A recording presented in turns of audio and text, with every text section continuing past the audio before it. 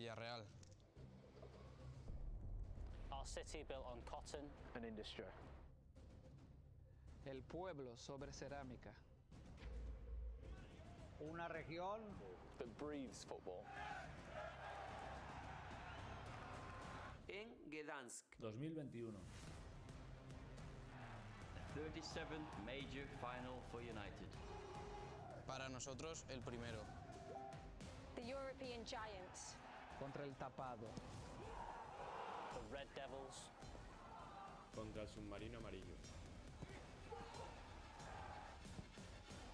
Manchester United. Contra el Villarreal. Hello, hello, hello. Can you guys hear me? Check, check, check. 1 2 1 2. Am I actually streaming? Or just put it into context for me, Mike. This would be one of the biggest upsets in a European final should Villarreal manage to pull this up. It'll be a massive upset, but I think One in the chat, if you can hear me. One in the chat, if you can hear me. expected to win, there's more pressure, but when you're the underdogs, you can go out there and just play the game that you want to play because no one's expecting to win anyway. But if you look at some of the Villarreal players, I mentioned Pau Torres as well. They've got Etienne Capoue. They've got some good players. You on why am I on such delay? How do I... Like, how do I make my stream delay lower? I got excellent settings going on, but every single time I do this... Villarreal being in this final in the context of the European Super League and the fact that you look at the Champions League final, you look at this final, you've got Manchester United. Like, I put it on ultra low latency, right? And then every time I go live, I'm always on delay. Alright, now if you can hear me, put 69 in the chat. 69 in the chat. Right now.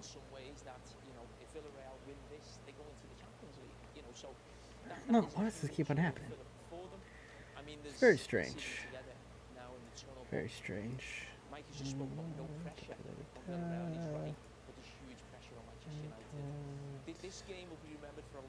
Yeah, I don't know. What's the one for? Oh, I was just asking people to say what's up. Let me know in the chat. Alright, 69 here. I'm almost like a full minute behind. Jesus Christ. This is no bueno. This is no bueno at all. But how's it going, everyone? Long time, no goddamn... I think the last time I streamed, it was still the shit year of 2020. So... That's lovely. Yeah, I should put my face on here. Let's make sure all that shit's working. Live scene.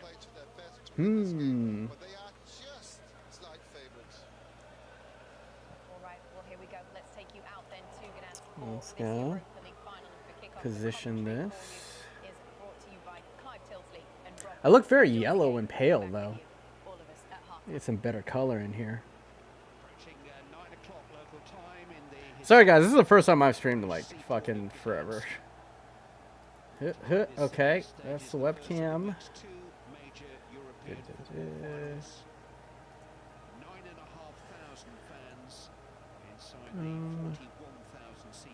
And boom.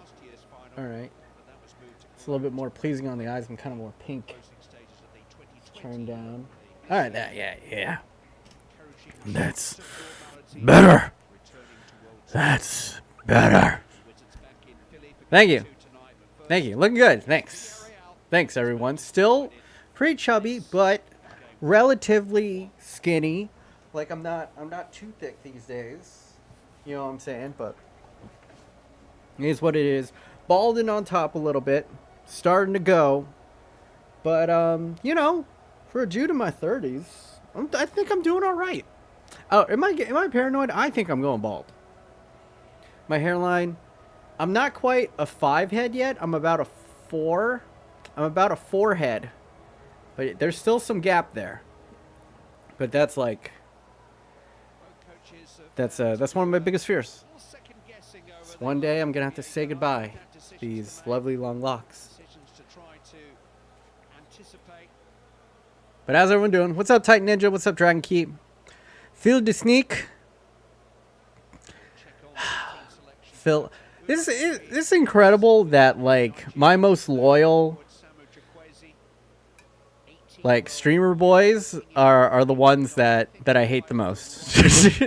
Like Death and fucking Phil will never die. They're like cockroaches. Also, that's like another thing. I'm sorry I haven't put out a video in a while, but I'm freaked out and call me a pussy because I am a pussy. But I was like, I sat down last week to like record a video and to make everything, and then a fucking cockroach just ran right across my desk, right across my keyboard, and over my mouse, and then ran back across both of them. So I spent last week just lighting everything on my house on fire to try to find that one roach. Like fumigated the place, called in a very nice man with an Eastern European accent to probably spray toxins into my food, directly into my lungs. But no roaches since. So, you know. How's it going, everyone? Get your predictions in. What's up, JC Shades? What's up, Shaney Boy? Hey, it's my birthday today. Can I get a happy birthday? Happy birthday, Shaney Boy. Kudos to you. Never seen you in the chat before, but hey, man. Hope this year is better than last year. You know. Knock on wood. What's up, Tyler? What's up, Means Mamos? Let's see. Have the same fear, to be honest. Yeah. Be happening. I never expected to stream ever again. Polly? If I was a betting man, I would have bet on you. This is just like really impulsive today. I actually got most of my work done early in the morning. So I was like, fuck it. Who knows the next time Manchester United's going to be in a European final? You know? Over under Manchester United in a European final for the next decade. Everyone take a knee. To stop racism, stamp out racism in football. Black Lives Matter. Stop Asian hate.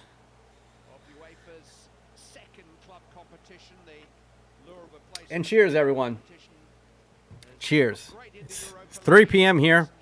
I'm getting drunk with you guys. Merry Christmas. What's up, Leo? What's up, people? Oh, there's literally a guy whose name, what's up, people? My prediction, all right, we're 25 seconds in. I haven't watched any of Villarreal this year. I might have watched 1 or 2 highlights when they played like Barcelona, Real Madrid. So, all right, we have Bailly. It's Bailly and Lindelof back there, right? Yeesh. Bailly, Lindelof back there. Pogba, McTominay in midfield. We'll probably give up 1 or 2 goals. But Manchester United are the favorites here. They're uneven, though. Uneven. I've also not really seen Bruno Fernandes in a final that I can recall off the top of my head. You know. So I think Manchester United are going to win, but I could easily see them lose, too. You know what I'm saying? It's just Manchester United's form over the past month has just been so up and down that really who the fuck knows. There's also like that other crazy stat about what, like like a Spanish team in like is it Europa, a Spanish team in Europa or Champions League? Like every time they made the final, they've always won the final. Literally like something crazy like that. Emery is else. Oh fuck, death is unavoidable here. I forgot I gave death mod. I totally forgot. That's the last time I streamed is I gave him mod. I'm taking that away immediately. I'll be honest, Death. I probably could have let that go. But no. Who knows the next time I'm going to stream? I don't want you ruining anybody else's time here. Although I'm pretty sure you've chillaxed over the years. I'm actually working on a video. Oh, good for you. It's about lankiness. Ollie is their best striker. Yeah, I totally forgot. Yeah, I totally forgot. Unai Emery is now the manager of Villarreal. So I'm not looking forward to all the fucking horrible Unai Emery jokes that are going to be flown through the chat. So get your good evenings or whatever out now. I'm going to be frank. I never found that meme funny. It was just like, and it was like played out after like the third time I heard it. So that's just my opinion. That's just my opinion.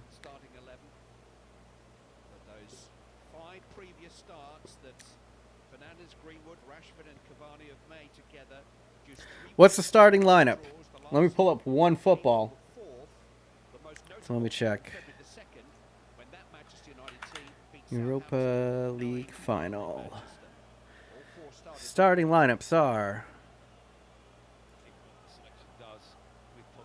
Oh no, nope, I clicked the wrong thing. Memento for Villarreal, they got Rulli in net. Fourth,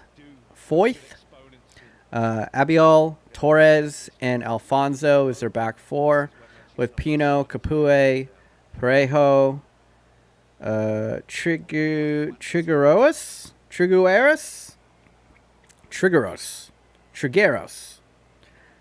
Number 14 for Villarreal on the left side, and then a front two of Moreno and Baca.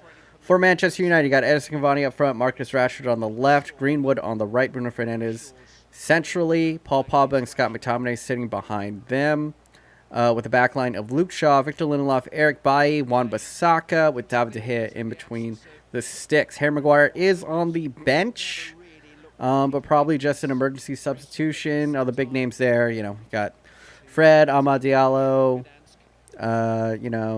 Dean Henderson, Alex Telles, Matic, Van der Beek, Twansbe, Brandon Williams, and Daniel James. So, also, I'm on delay, so please do not spoil anything for all the mods in here. Like, if anyone is like spoiling something or trying to troll in that manner, saying, "Oh my God, someone scored," or "Oh my God, that one scored," please time them out. You get one warning. Tell them such, and if they do it again, ban them. So just giving you what it all is. How would you rate the Man United season? OLEL. I'd rate it like a... Is it just the stuff on the pitch, right? Or do we factor in the Super League stuff? Because if you take out the Super League, I would say this season is like a solid B+. You know what I'm saying? Solid B to B+. Like, a phenomenal away record. They were pretty entertaining to watch, especially when they were away from home. They were fantastic to watch when they played away from home. Bruno Fernandes wasn't a one-season wonder. I think it's very clear that he's world-class or near world-class.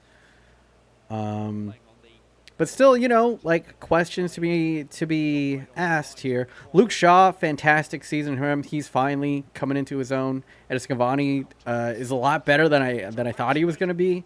I have to admit, I'm going to eat crow. I was like, I'm not impressed with Edison Cavani at all. I think he missed way too many sitters in the time that I watched him at PSG. But once again, fuck me. Like, how much PSG do I watch? Not that much. But, from the matches that I had watched, I wasn't really impressed. But he's better than whatever else we had. So, Who's on the bench? I think I already went over that. Like, nothing crazy. Matic, Telles, Henderson, Daniel James, Amad, Diallo's on there. Harry Maguire, and Fred. Van der Beek, Brandon Williams. I don't think these people are going to make, like, watch. Brandon Williams is going to go score the winner. And this impact substitution. On the other side, they have Gaspar, Funes Mori, Danny Raba, Paco Alcacer, Alberto Moreno.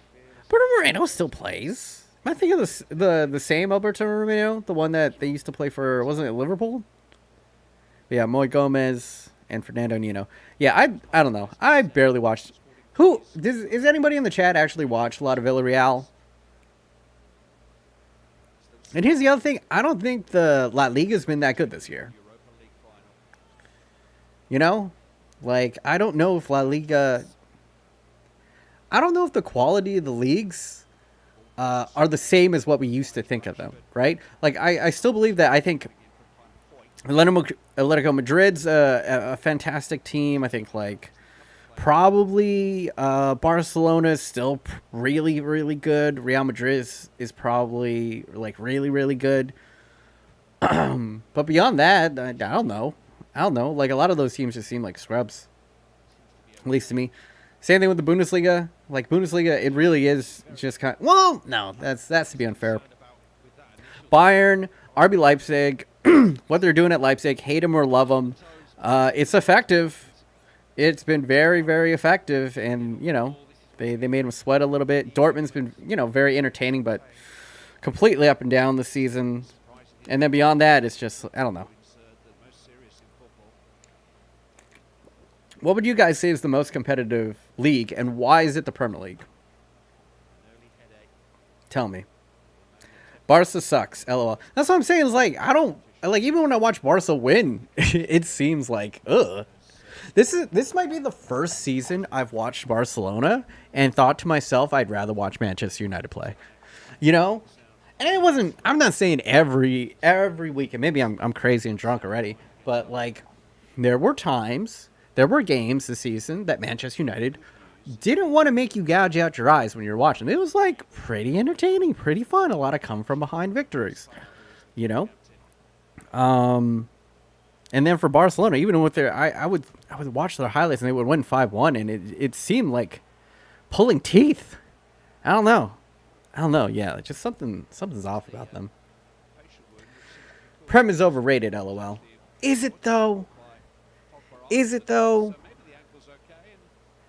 They play some pretty good football in the Prem. They play some. It's pretty entertaining. I would also argue because of the money distribution in the Prem, now it's a lot more competitive. So I would argue that the level of difficulty. And now, like, you know, like, even the scrub teams are bringing in people for, like, 25 million, 30 million. Like, there's not as many teams that you could just, like, push aside. Does that make sense? Like, the top teams out, you know, in Italy and maybe Germany, they might be better than the Burnleys and the Southamptons of the Premier League. Yes, I will concede that. But what I'm saying is that, like, even, like, you know, like the Burnleys, like the Fulhams can afford, like, very like expensive players, way more, and they put up, well, usually they at least have the funds to put up more of a fight than whoever the bottom feeders are in, like, La Liga or France or Germany. You know, I love your content. Thank you, Rodrigo Madrid. Thanks, man. Speaking of my content, I guess I'll talk about it here. I think I'm not gonna completely stop FIFA content, but I think for at least the time being, for all of summer until the next FIFA is out, I'm probably gonna be out on the game of FIFA. I might release a couple of videos here and there. I have a collab with Cutsy lined up, and a new kind of collab concept that I'd agreed upon, that I want to do with him and maybe a couple other people. But beyond that, no more experiments. So for people who love experiments, no Moss, at least for a while. And for the people who hated the experiments and thought they were played out, you know, happy days for you. But yeah, I think most of the career mode stuff, most of the FIFA stuff, I'm going to be putting on pause for at least, like, the next 3 to 4 months until the new FIFA's out. And I'm just going to be doing just more sports history stuff, I guess. Like video essays, kind of profiling. I'm going to be doing one on Manchester United, working on one right now that is basically the fall of Manchester United. What the fuck has happened to Manchester United after the Sir Alex Ferguson era? And how it all went wrong. So yeah. That's what I'm working on now. I'm also going to be doing, like, I just have a shit ton written. I want to do, like, a full-on couple of videos on the life and times of Diego Maradona. He's, like, super fascinating to me. So it's more of, if you remember, like, the China career mode videos and how those would always start out with, like, a bit of history. and like basically just telling you guys like stories about that type of stuff.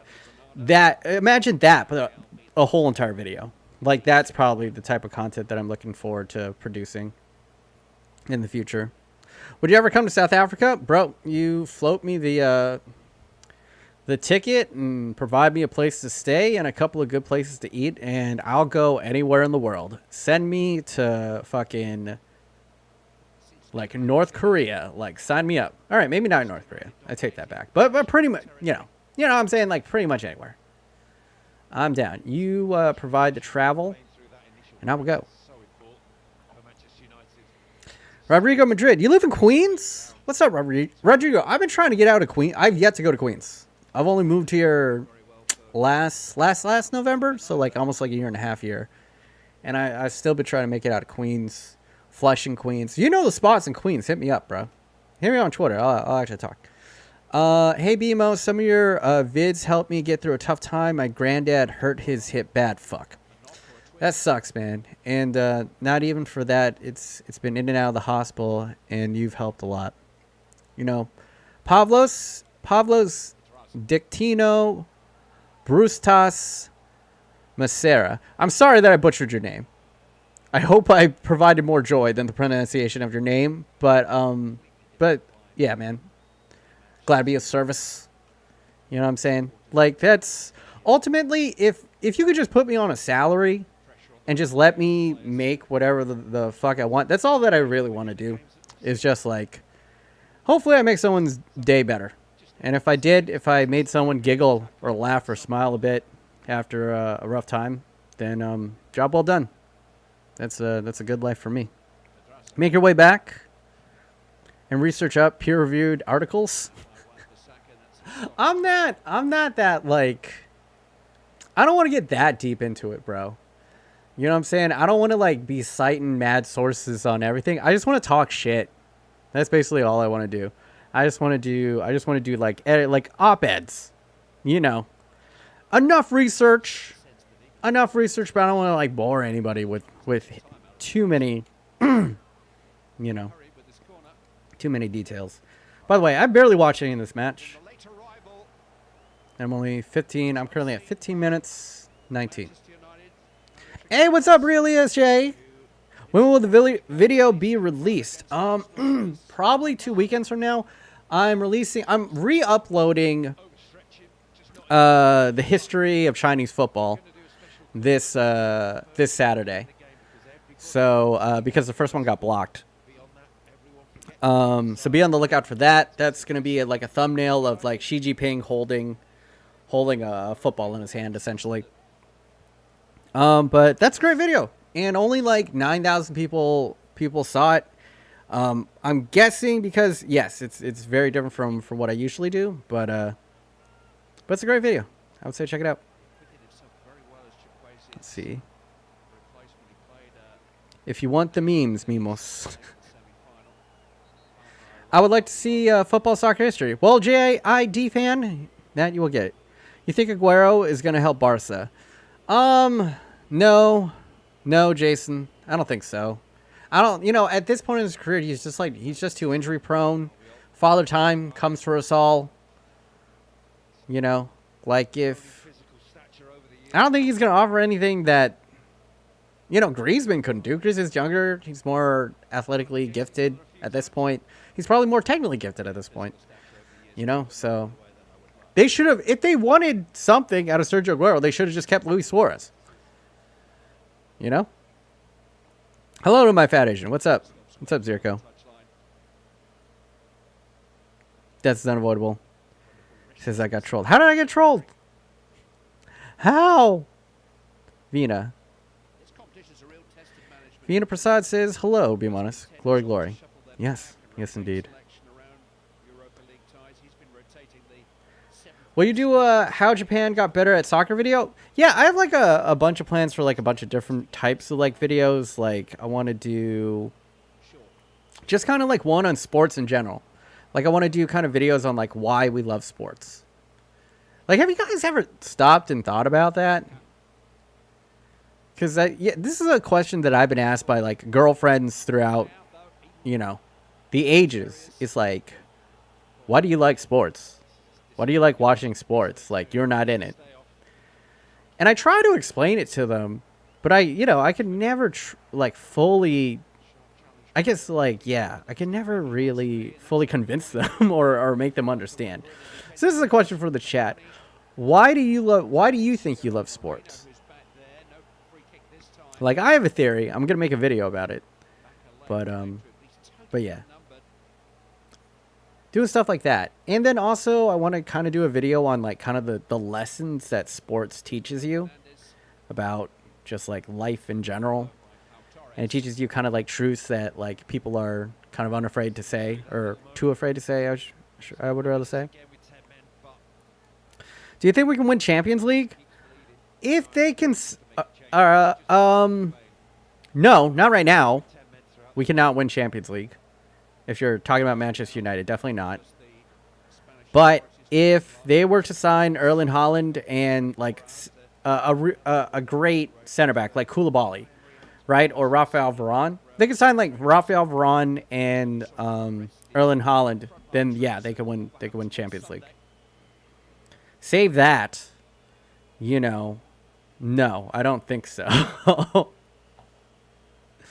Oh, wait. I take that back. They also have to sign like a good defensive midfielder too. They're like three players away. But if they sign Erling Haaland, they got a shot, I would say. Just because he's that good. Are we going to get him? 75% no. I don't think so. But I'm holding out hope. My only hope is that like the Glazers have gotten so much bad PR that they have to just overcompensate by just splurging this summer. Like, they're just going to spend out the wazoo. But then again, ooh! Luke Shaw is a shot across. First real chance of the match. He has scored a few this season. For me, personally, Luke Shaw, player of the season for Manchester United. Easily the most improved. And he's... Who's a better left back right now than Luke Shaw?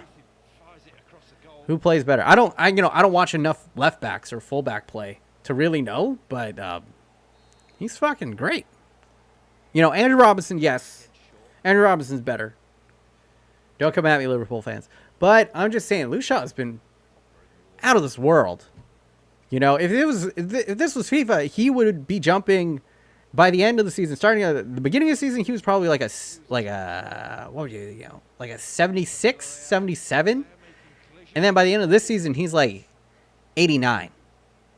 Like 89, 88. You know what I'm saying? Like, he's up there. Can everyone shut up? Tierney, when fit, is better. I haven't seen enough of Tierney. Polly. Honestly, anime and sports are pretty much completely different. Let's see. Napoli has to survive. Sports brings me so much joy and many emotions and dreams. Yeah. I love sports because I'm a very active child. That's why. Oh, interesting.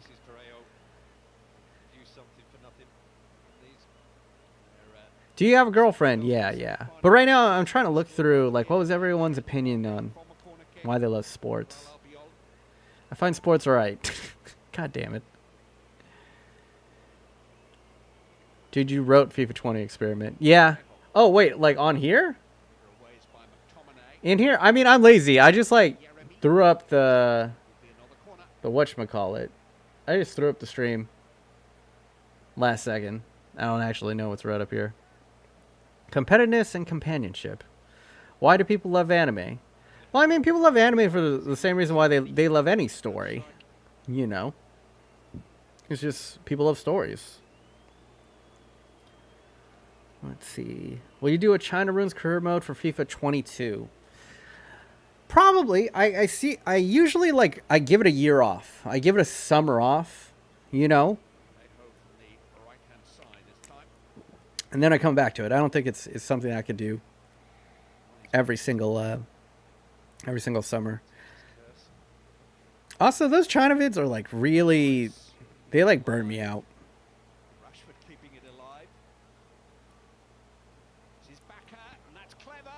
Ooh. Some good moves here.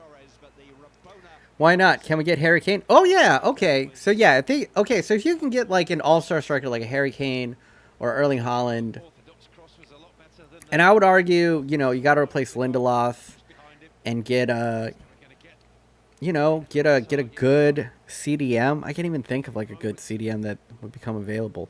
But if you can get like a Fabinho caliber, CDM, like if they were to buy Ndidi, you know what I'm saying? If they got Ndidi, Varane, and Kane, or damn, beautiful ball to Cavani, but was not on the same page as Marcus Rashford there. Yeah, if they were to get like an all-star striker, and then sign Ndidi and Varane, which is not that crazy if the Glazers try to make amends, then we got a shot. That's all I'm saying. I don't really think we need Sancho. Am I the only one that's crazy? Like, I think Sancho's like a fantastic player, but I'm also a little bit scared of him coming to the Premier League.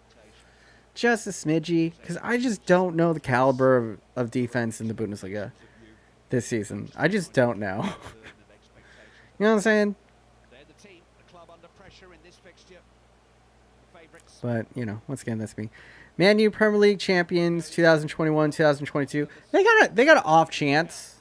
I don't think they got a good chance of winning next season, but they might be in the mix. You know what I'm saying? But the transfer market is going to make such a big difference, right? Because honestly, Liverpool is going to be back. They kind of need a restock in their midfield. Like, losing Gini Wijnaldum, not great. Thiago didn't super work out this season, but they're going to get back Virgil van Dijk, so they're going to be fantastic if Sadio Mane can also reverse his form. I think they'll be all right. If they sign Kane or Haaland or a great striker, then they're right in there. They're right back up there for both Europe and for the Premier League. Then you have champions elect once again, Manchester City. If they could get a Haaland or a Kane, boom, they're probably going to win it. So it kind of, I guess it just comes down to who gets Kane and Haaland. Right? Because let's say Haaland goes to like Real Madrid, which if I were a betting man, I would say he goes to Real Madrid. I think Mbappe and Haaland move this summer. At least one of them. I'm all but sure that Haaland's gone. And my heart wants to say Manchester United, but far more likely, I could definitely see him going to Real Madrid, to Barcelona, to even Man City. What are the betting odds on Harry Kane, though? What is the feeling on Harry Kane? I don't know him enough. He just seems like he seems like kind of dopey. He seems like a lumberjack type dude, but that is competitive and like wants to win, is a serial murderer of a scorer. He seems like he might, I don't know. He seems like a dude. This is just my feeling that he would want to go to Manchester United, maybe more for the prestige of it, than a Man City, which are kind of more got more of that mercenaries. But I don't know if he's for Remy. This is a shot. All right, game's starting to open up a little bit more. So yeah, whoever gets the big strikers next year, and that's my bet on who would win the Premier League. Kane, I think, will go to Man U. Man United. Kane got to leave Spurs to win the Ballon d'Or. It's true. Big facts. Wow, streaming is back. Mike V in the building. What's up, Mike V? How's it going? Let's see. Mexico round of 16. Do you think Kane would be the perfect United player? He just seems like he would fit Manchester United. You know what I'm saying? He's like he just oozes proper English striker. A new age Alan Shearer, if you will. Like nothing too crazy. Not too flashy, really. Humble dude, humble beginnings. You know, his story at Tottenham is fantastic. Terrible giveaway by David De Gea. This is why they're probably going to sell him this summer. Ooh, Pogba actually playing defense. We might win this, boys. Pogba's giving a shit. Yeah. I'm okay if we I'm perfectly fine if we sell Pogba. If we sell Pogba and ref handball? What was that? If we sell Pogba and we can get like a comparable midfielder, like a Milinko Savic, I think it'd be fine. Honestly, if Louis doesn't win Ballon d'Or, it's rigged. Yeah. Lewandowski, fantastic. Holland Barca is my opinion. Yeah. Yeah, I could see it. But isn't Barcelona owe like $1 billion? Like, how are they going to... Aren't they in debt? How could Barcelona afford Holland? You know what I'm saying? Do you think Holland would be the missing play? Oh! Villarreal have scored in the 28th minute off of a set piece. Manchester United been awful off of set pieces this year. An Achilles heel, a bane of their existence throughout the entire season, has once again come to bite them in the booty hole. And the Villarreal fans, spattered amongst the crowd, socially distanced, going wild with their masks on. And now I gotta update the score. It's fine, boys.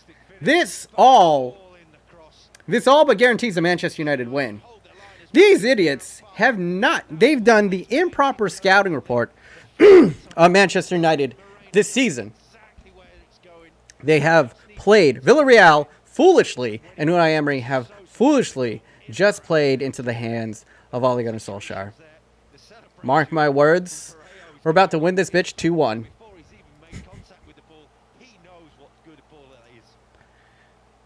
All Manchester United have done this year is when they go down first away from home, they come back and win. Actually, except in Europe. So maybe that actually does not apply here. So all my boys for since I totally forgot that in Champions League that definitely did not apply. And I forget if it applied in Europa, but yeah. We need Maguire. No, I mean they sucked at set pieces even before Maguire got injured. They were awful the entire season. I saw Maguire get beat on a couple of them. It's mostly Lindelof. And also, here's another thing people don't really want to talk about. Wan-Bissaka's not really that great in the air. Maguire is the only one back there that's actually good in the air. Luke Shaw shit. Wan-Bissaka shit. I mean, they're fullbacks. How good are you expecting them to be? Lindelof shit. Lindelof's so bad in the air. But here's the thing. I think Lindelof could actually... If we just moved Lindelof to CDM, right? We just move Lindelof to CDM. We buy a good center back. You know, if we can get Rafael Varane, then we get Haaland or Kane. Boom. Glazers, hire your boy. Hire your boy. You can keep Ed Woodward and bring him back on. He can do the commercial deals. Just have me, director of sports. What is it called? Sporting director. Have me come in. Just do a bit of scouting. Do a bit of quick maths. I have experience negotiating big-time deals. Yes, it's only experience in career mode, but that was still more experience than Ed Woodward had when you gave him the job. So, holla at your boy. That's all I'm saying. Scott McTominay steals it, apparently. Oh, gives it away. Good work from McTominay at first. Could have turned it into attack, but yeah, honestly, this midfield has been strangled by Villarreal. They're doing a good job compacting it. Excellent job so far, because I've barely seen Bruno Fernandes on the ball, wherever they're doing.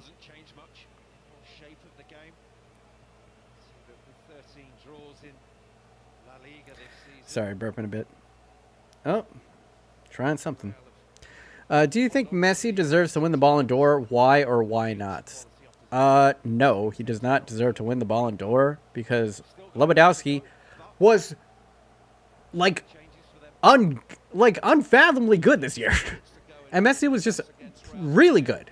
By his standards, you know, a little bit subpar. Plus, you got to also factor in Lewandowski was probably robbed of the Ballon d'Or last season, too. He should. Like, that's... You know what I'm saying? How many players have actually won 2 Ballon d'Ors? You know? The fact that he got robbed of one is fucked up. Because, like, that puts you in another tier of your legacy as a player. He's always going to be remembered, you know, if you win a Ballon d'Or. But the players that win 2, 3, those are the ones that, like, you know, those are the ones that you put in your, like, all-time top 5, all-time top 10, you know. But, whatever. Doesn't matter. Eventually, the sun will grow and encompass this planet, and everyone and everything you know will be forgotten. So who cares? Ballon d'Or this, Ballon d'Or that. Let's just enjoy the time that we have now. 34 minutes in. Villarreal up 1-0 to Manchester United. It'll be kind of trashy if Messi wins. Yeah, he'd be messy. He'd be a little messy. We need Bruno to be on the ball right now. He can create golden chances. I mean, Zerko, I'm pretty sure Manchester United know that. I think Villarreal's plan is to all but force him to do the exact opposite. Let's see. Lozano is better than Pulisic. I'm like, I don't even really need to have a rebuttal. I'm not even going to dignify that response. Predictions for Euros. Winner, dark horse player of the tournament. Can we get a BMOnus prediction on Euro? Bro, I haven't even, like, thought, even like a whiff about Euros. Let me think. I'm rooting for England. I'm rooting for England. I think France are going to be very, very tough to beat. I think Portugal, defending champions, should defend well. Dark horse player to do well at the Euros. Who are the dark horse players that I've enjoyed this season?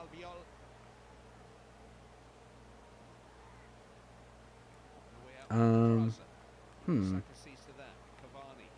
don't know. If I'm gonna be completely honest, I can't think of a dark horse. It did the Norwegian team make it? Are they gonna be playing? Like, is Holland gonna be playing in it? I'd be interested to see them, like Odegaard and Holland together. That'd be kind of interesting.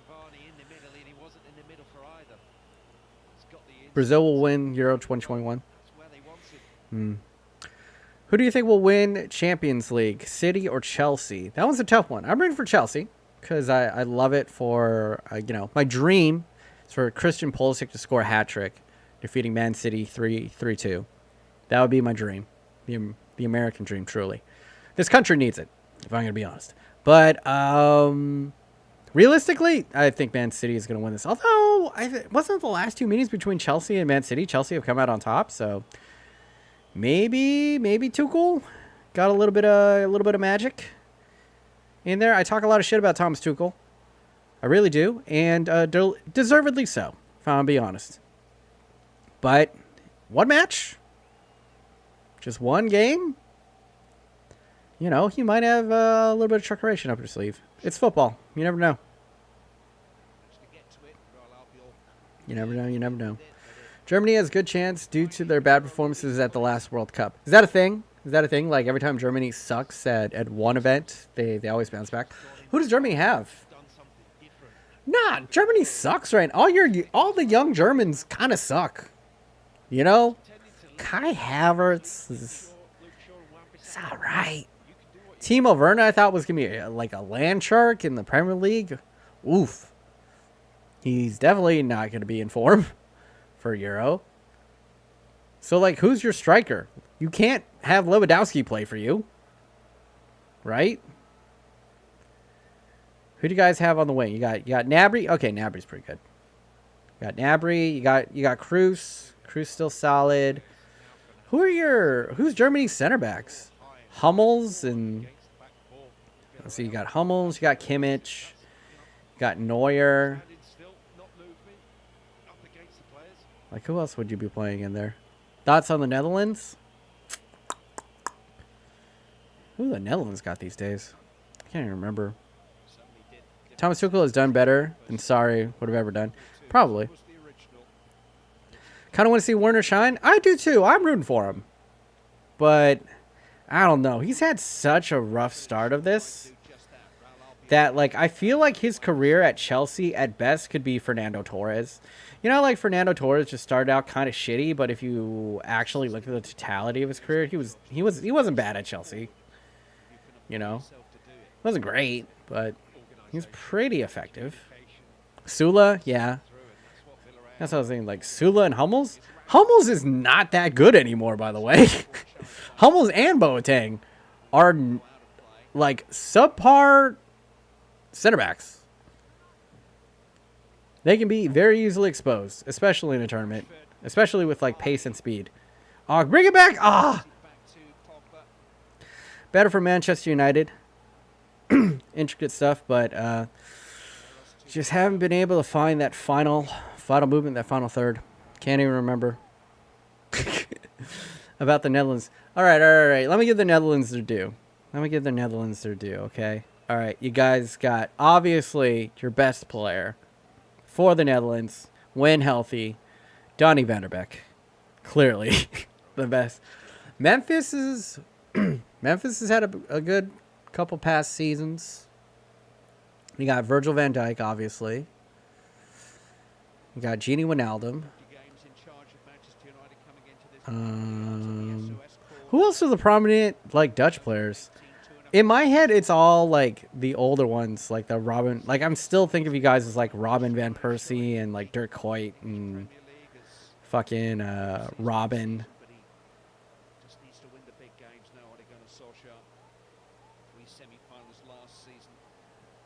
But I can't even remember. Yo, I bet you Daley Blind still plays on your team, though. Is Daley Blind still on the Netherlands side? Playing Lemfit? In that one? Silesen? He's kind of just died recently. Yeah, Silesen's like, whatever. De Ligt? Oh, yeah, De Ligt, De Vrij. Okay, so you got good center backs. De Jong, Malen. Yeah, I don't know. It's a young team. You know what I'm saying? You guys just don't have enough, like, super... Yeah, I don't know about the Netherlands, I'll be honest. It's probably France. Like, France's team's pretty ridiculous. You know? Robin Huntelaar. Yeah, okay. So you got Frank de Jong. He's good. But Frankie de Jong doesn't... people act like Frankie de Jong is like Iniesta. You know what I'm saying? He's not Iniesta. He's not Xavi. He's not even like Toni Kroos. You know what I'm saying? He's good at what he does. Right? He's a great, very promising young midfielder, but I don't think, you know, I don't think he's going to move the needle that much. But I could be wrong. You know, I've seen him pop up like here and there for like good goals and stuff. And yeah, he could like dribble away from people. But, you know, Frankie was one of the few bright spots for Barca. I know this. But still, it's not like Barca won the league. You know, they have Messi. And they have Frankie de Jong. And they have all this fucking like big name talent. They have Pedri and all that stuff. And what did they finish? Didn't they finish third? So what the fuck are we talking about? You know? They're bringing back Benzema, so they're probably going to win Euros. Yeah. Yeah, also, yeah, Benzema's... Let's have a conversation, like rank the top strikers in the world right now. And, like, number 1, you have to put, like, Lewandowski. Well, who do you put at number 2? Right? I would make, like, a legitimate argument for, like, 4 people at number 2. You could put Benzema, who just gotten better, like a fine wine the older he's gotten. He's incredible. You know? Erling Haaland just seems unstoppable. 41 games, 41 goals. It's very, very tough, and the level of finishes, the variety of finishes that he has is I mean, something that we haven't seen since Fat Ronaldo burst onto the scene, really. Like, what we were seeing is truly something special with him. Then you got Harry Kane. Also, just like a robot at scoring goals. So, I don't know. Who do you put at number 2? Oh, yeah, and Mbappe. I totally forgot about Mbappe. Mbappe, Cristiano Ronaldo, you know.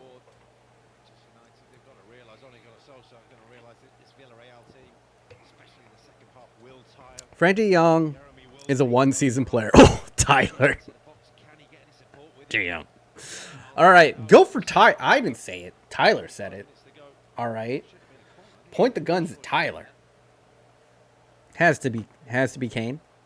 Cristiano Ronaldo, Andre Silva. Andre Silva, okay, he's had a resurgent season, but he's not, you know, come on. Jason, what's up? What's up, Flick? Benzema, Kane, Haaland, Mbappe, all up there. Yeah. I mean, I wouldn't put Mbappe up with those guys, but personally, I put him right below.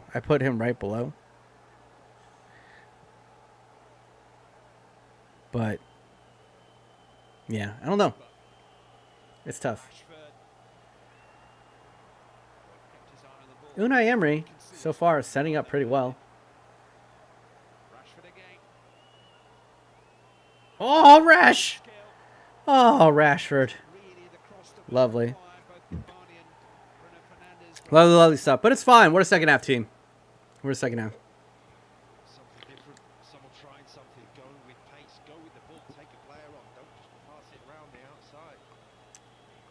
Raul Jimenez should have been number 2. He's good. Raul Jimenez is actually a great striker.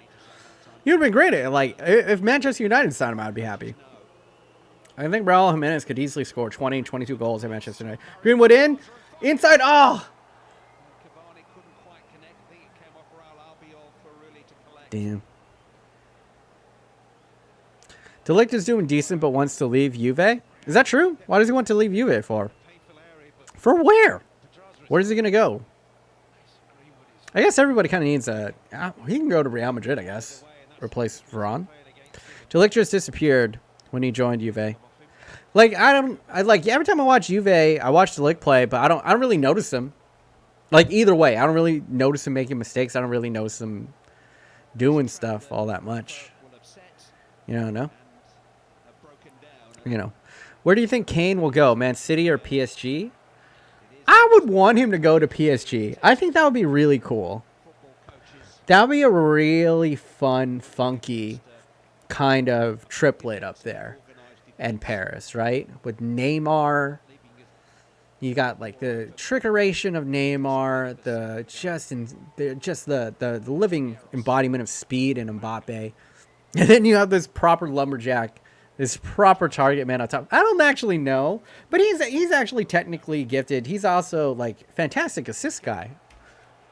So yeah, that could be like almost like an MSN reborn up there. Be so much fun. Be so much fun to watch. But that's the same with if you were to come to Manchester United. Like, you wouldn't be entertained watching Marcus Rashford. Marcus Rashford, Harry Kane, Mason Greenwood with Bruno Fernandes behind them. Paul Pogba in there. All right, and that's halftime. Going to the half, it's been back and forth. Both sides have had the chances. I would say Manchester United probably pushing the front foot a little bit more. But it's fine. It's fine. We're a second half team. Easy. Imagine Loa and Kane together. I don't want to. My dick would explode. But yeah. Villarreal won. Yes, and for your information, halftime coverage is coming up for you. We're going to bring in Down at halftime. studio at half. Mbappe will go to Liverpool. Champions League winner, two-time Europa League winner, Rafa Benitez with us, Champions League winner, Jamie Carragher. I mean, like, it's going to be very interesting, right? Like, what all these American owners are going to do after the fiasco of the Super League. How each one and every one of them will respond. I think some of them will end up selling. Some of them are just going to be like, fuck this. You know, like, this is not worth it. You know? So I think they'll bounce.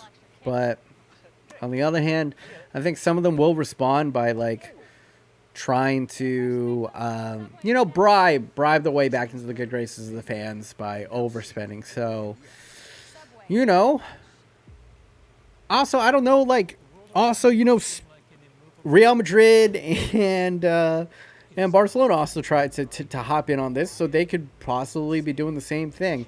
But Barcelona's got, I don't know. Are there any Barca fanboys in there? What is your deal now? Are you guys in debt? I haven't been keeping up to track with you. Is Messi going to leave? Is Messi going to go? Do you guys have a new president? Is he corrupt? When is he going to fuck things up for you guys? Like, give me the skinny on Barca. Zidane is most likely leaving Real. Where do you think he'll go? He'll go to retirement, and then he'll probably coach Real Madrid again in 2 years. Like, I don't know. But I'm going to guess he's going to take some time off. He's going to enjoy the world reopening. He's going to go get his dick sucked in a Malaysian massage parlor somewhere. You know. And get his head shined at a bowling alley. The typical, you know, year off for a manager. So, you know, that's my opinion. What would your team be? What would be your team of the year so far? Team of the year. Ooh, that one's a fun one. Okay, so striker. Striker has to be Lewandowski. As much as I'd love to make it Erling Haaland, it has to be Lewandowski. Left wing. I guess you have to put Mbappe, right? Mbappe, left wing. Right wing. Is Messi still playing right wing? Is he still playing out there? Am I allowed to put him out there?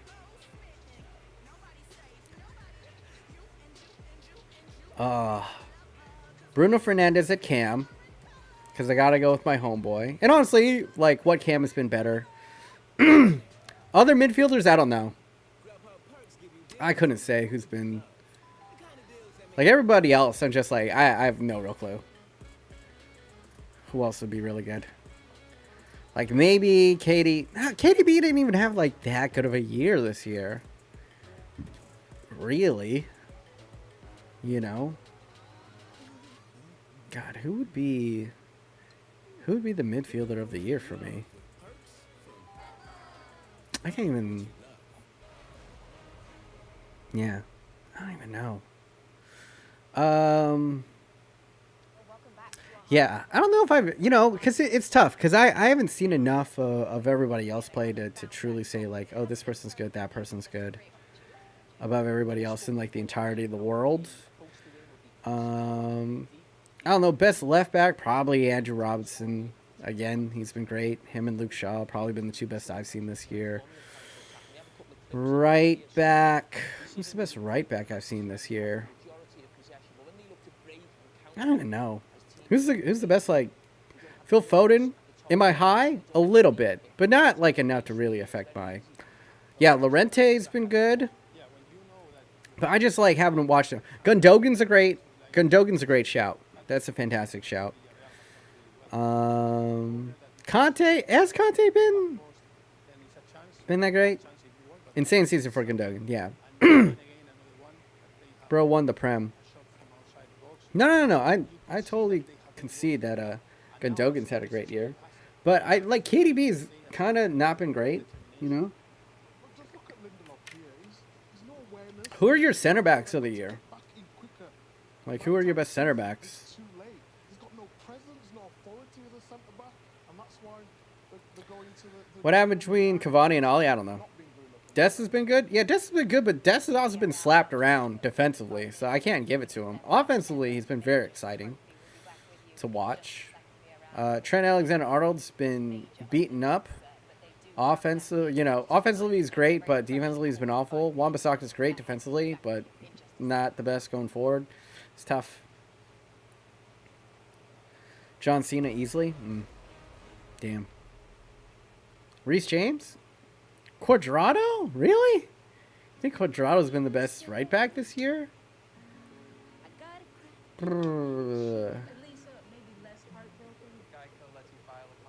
don't know. Who's the right back for Atletico? Isn't it the English guy?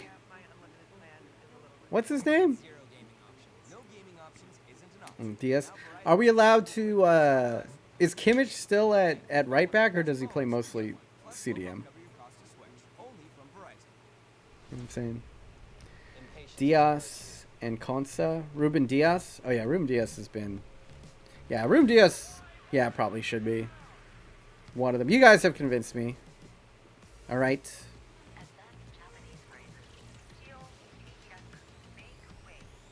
What are you on, friend? Conte got man of the match versus Barca both legs. Okay. Sorry, I didn't watch those matches.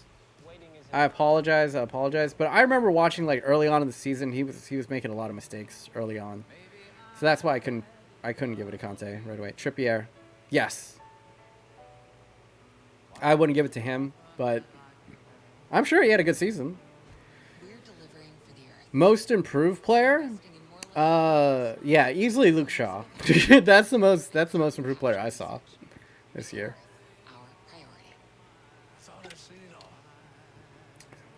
Best keeper? This year, best keeper. Not a lot of keepers covered themselves in glory this year. I'm going to be boring. I'll go chalk. I guess I'll go all black.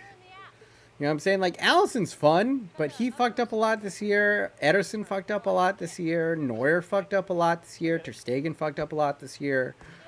I'm running out of bet listing all, like, the top-end keepers that have fucked up. I can't really remember Jan Oblak fucking up, but he made some good... He made some, like, outrageous saves. So, might go with them. I should include some players from Inter. I felt like Inter played fantastically this season. You know what I'm saying? Like, who's that midfielder of theirs? Is it Barella? I might put him in there because he's like a fucking engine. Oblak or Mendy? Mendy? You guys would put Mendy as keeper of the year? I mean, he's nice. He made some good saves, but you know, they're also, what are they, like, fourth? What did they finish? What did Chelsea finish? Fourth?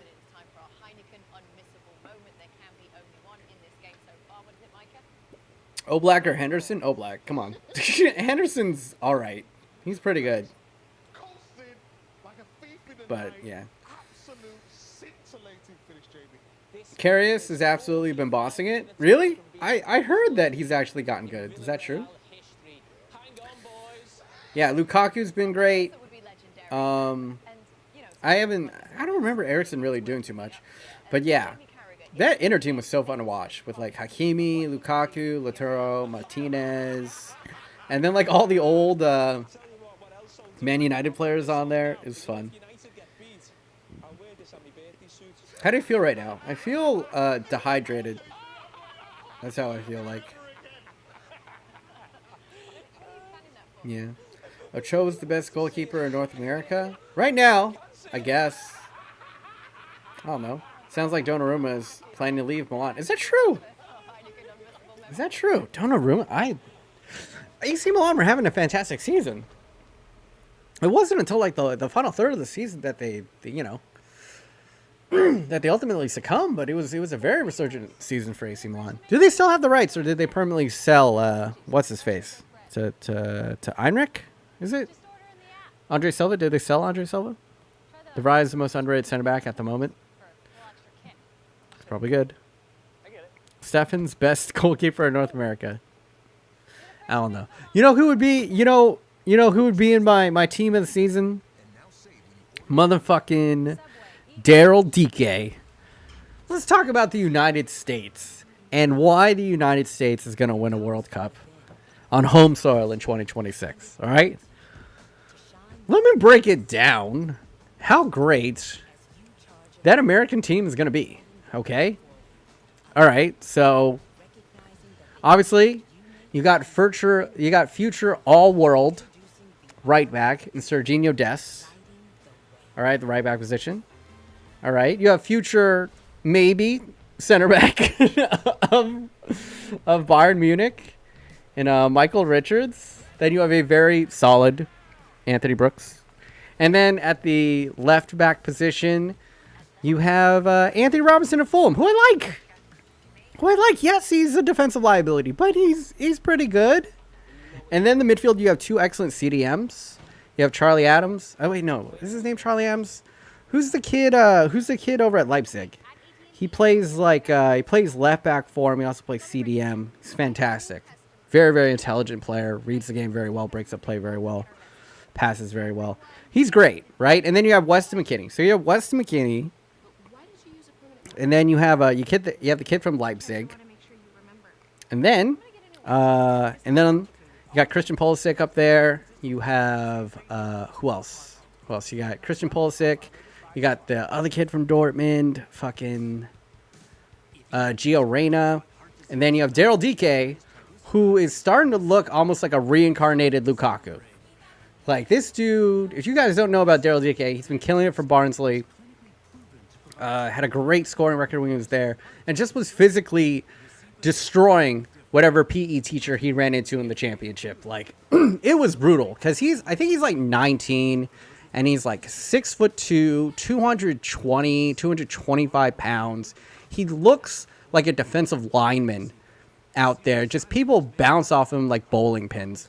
And he's not completely useless technically. He's not great technically, but I don't think he's as fast as like a Lukaku, but he's not slow either.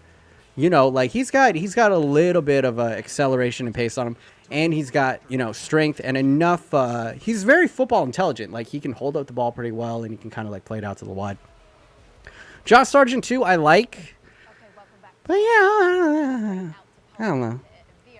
You know what I'm saying? I have way more faith in this. If this Daryl Dike kid can become, like, a more... If he becomes more Romelu Lukaku and less, Josie Altidore, we got a shot. We'll be dangerous. Is what I'm saying. Like, I don't even know. Like, yeah, okay. France and England, Brazil, probably gonna have more talented teams than us. But there's a chance going to the home soil World Cup for the United States that is shared with two other countries. But I think they have a legitimate shot to be like a top 5 team talent wise going into that World Cup. Because all those players are going to blossom. And then the World Cup after that, like almost all the players that I've listed are like 2021. Christian Pulisic, Christian Pulisic is only 22, right? Like 22, 23? Christian Pulisic. Christian Pulisic is 22, right? Like, you got Weston McKennie, you got Serginho Dest, you got this Daryl Dike guy who's 19. You got Michael Richards. You got God, was it Charlie Adams? Who's the kid over at Leipzig? I tell you what, it was good to speak to you guys. We're going to take you straight out to the commentary so you don't miss kick-off for this second half of action here in Tilsley and Rob Green. Tyler Adams. I'm sorry. Yeah, you got Tyler Adams. He is, let's see, he's 22. So you have like all these kids, Gio Reyna, who's like, I don't know, like 20, 19 or something. What's Gio Reyna? Gio Reyna is 18. So this is what I'm saying is maybe not the, the 2026, I think is the U.S. men's, the one on home soil. But the one after that, and I guess like 30, was it 2026? So 2030? 2030, watch out. Because all that talent's going to blossom at the same time. And I don't think this is just a golden generation. I think from now on, you're going to have a steady pipeline of talented American players that is going to be flowing into the, you know, talent factories and development factories of Europe over the next decade. So strap onto your boots. You're not going to like it, but there's going to be a lot of good Americans coming through and playing for a team near you soon. Calling it. Calling it. So, tell me why I'm wrong. Tell me why I'm wrong. Mexicans and Americans fighting like they both... Oh, God. Come on, Phil. Come on, Phil. It's very mean. Very mean-spirited of you. Chris Richards, not Michael. I'm sorry. Chris Richards. I'm drunk. I'm drunk. I'm drunk, Carlton. I'm drunk. I'll do the Carlton dance. There. Do you forgive me, Carlton? Do you forgive me? It's Chris. Stick to McDonald's. I will. But you know what the thing is? McDonald's is kind of getting expensive. Like, I remember, you know, like, I just go in there and get a good meal for like $5. Now, a quarter pounder with cheese is $5. $5 for a McDonald's burger? Come on now. Like, what the hell? It's like they've got it, but it's too late. They've gotten us addicted. So it's like, because even though they're just as bad for me, like when I eat a burger from like Wendy's or Jack in the Box, I feel shittier than when I eat the burger from McDonald's. Even though probably objectively they're just as equally shitty for me and I should feel as bad. There's something about eating the McDonald's that, like, I don't know if it's cocaine or heroin or Oxycontin that they put in there, but whatever, you know, liquid ooze that they put in there that makes you love it so much, I'm addicted. I can't stop. But it's getting expensive. Like they should be paying their workers more. Like they've been increasing the prices of the burger. You know, bro, download the McDonald's app. Get deals every day. Oh shit, cool, calm John with the knowledge. I really should. My ass is lazy. I just order shit off of Uber Eats. But I'll do the best. Yo, BMO, who will win the NBA championship? I haven't followed any NBA this year. I'm not the person to ask. Alejandro. I'm rooting for the Jazz, but the Jazz always choke. Lakers probably still gonna win it, I guess. Like, the Lakers just always kind of do this. Like, they kind of limp in and they make it happen. But I don't know. Honestly, I have no clue. More honestly, after the Warriors got eliminated, I don't care. Oh, God! Get it out! Get it out! A goal mouse scramble. Chaos right in front of David De Gea. But Manchester United still scrambling. Still haven't gotten the ball out of their own area. Now they come again to the back line, but Wan-Bissaka deals with that. Still cannot get it out of their own half here. Scott McTominay caught with the ball at his feet.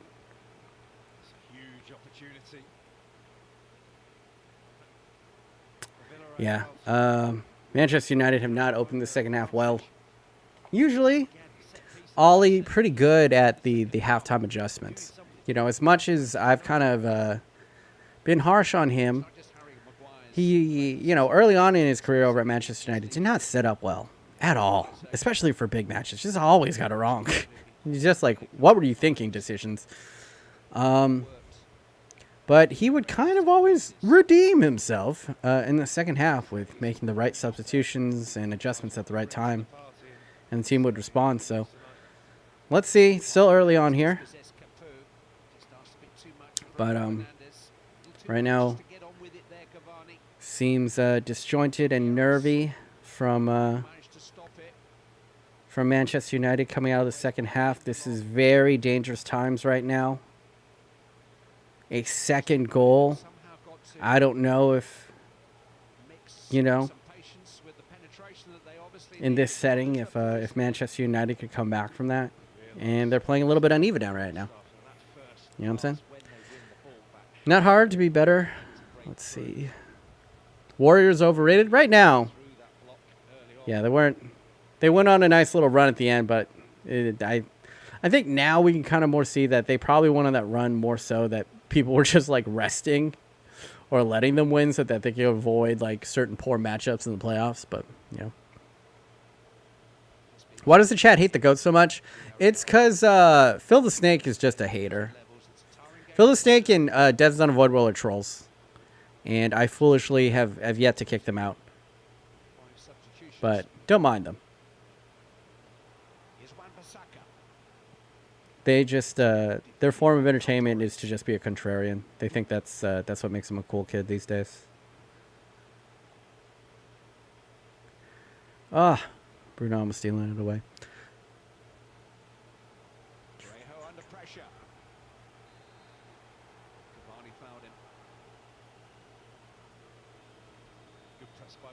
How does it feel now that you have to wait till 10 to watch Lakers? LOL. If you want to watch at night. Well, I'm not a Lakers fan, Francisco Medina. So it's not great. But you know, when I watch like football and other stuff that starts at 10, it sucks. Honestly, like UFC and that kind of shit. Like kind of sucks. Not gonna lie. And I'm getting older, bro. Like if you ask me at like 18, 19, and you know, you were like, "What is it like to stay up at 10?" I was like, 10. That's when I wake up. I don't know. Warriors are literally a G League team without Steph? Nah, come on, bro. Come on, bro. They had a lot of injuries. They had some decent... Like, Wiggins ain't that... Wiggins is pretty good. Draymond's good. He's not as good as he used to be, but he's still solid. You know what I'm saying?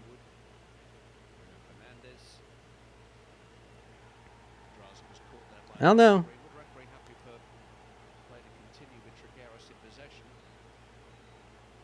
All right, let's see what's happening. How's the weight loss going? Honestly, I mean, like, I'm healthier, Mike. I'm healthier, but you know, I'm not eating well. Let's just say that. I exercise every day. I get like an hour of exercise a day. But I still eat a ton of pizza. So that's it in a nutshell. I meant this season. Warriors are really G League. Yeah, they're not a G League team. Come on, bro. Come on now. BMO, usually a full UFC card for me is 12 a.m. to 5 a.m. Whew. Whew. Yeah, I don't know if I'd watch UFC if that's the level of dedication. Certain matches I would. Like, if like Connor's fighting, if Ngannou's fighting, like, you know, one of those big matchups like Cormier versus Jones and that kind of stuff for Connor, I'd probably stay up for those. You know. If you could ignore how good teams actually are, who would be your dream Premier top 4? Maybe you can even sneak some championship sides there. Wait, what do you mean ignore how good teams actually are? Like, if I could just play favorites and like just like wish a team and like wish a team into the top 4, is that what you're saying? Is this basically Alejandro? Come back to me. Are you essentially just asking what are my favorite 4 teams? I guess I don't know. Penref? Well, I don't know. I'm pretty far behind. I just saw a yellow card be given for the pulling back of Bruno Fernandes. So we'll see.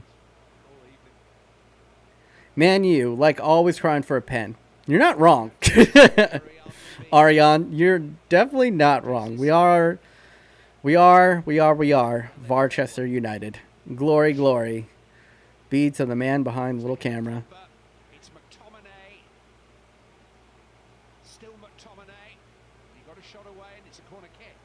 Well, I still see No appeal for... Damn, how far behind am I? I just see it 54 minutes.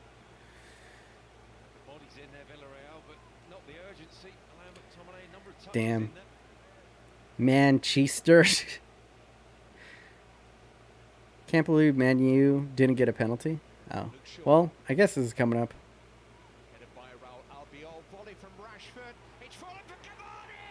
Oh, Cavani! But I'm guessing this is offsides? Since you guys are talking about 1-1 goal? Goal?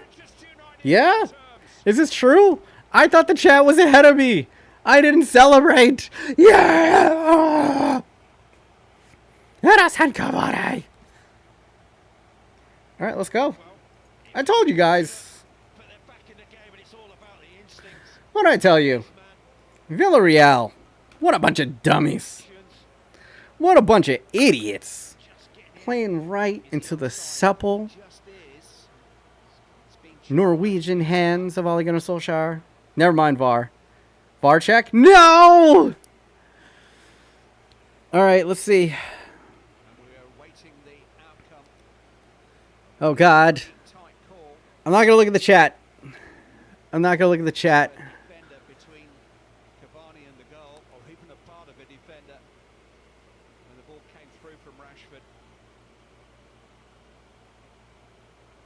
Seeing the VAR check now.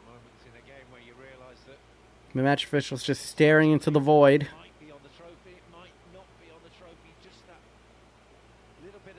God, how many goals have been chalked off for Edison Cavani this season? The poor guy. I'm not looking at the chat right now. Don't look. Don't spam me. All right. Yes! It's good. It's a goal.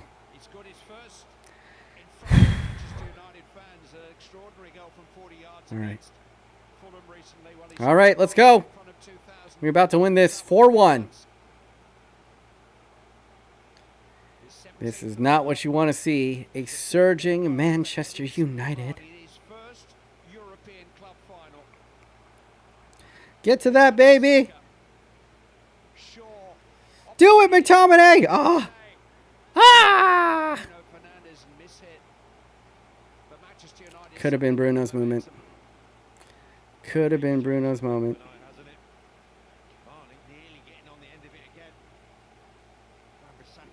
Well done.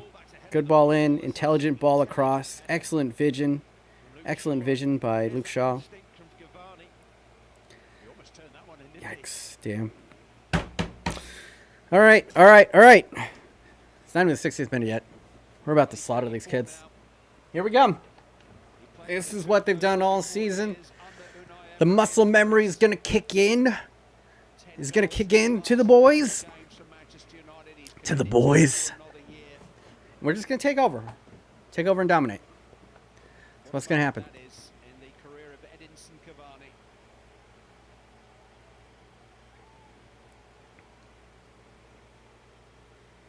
Finally.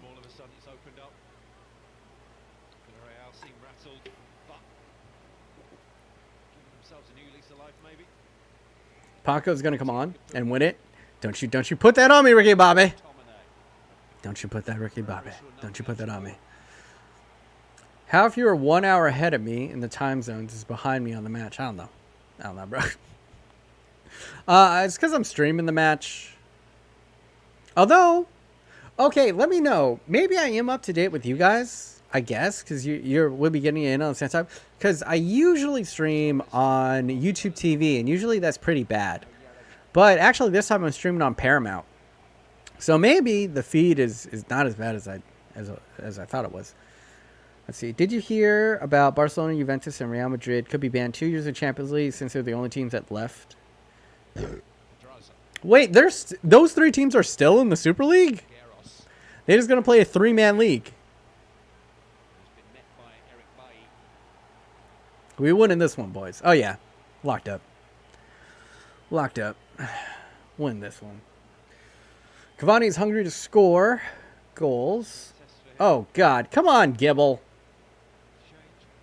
Come on, Gibble. That's a hacky joke. A hacky joke.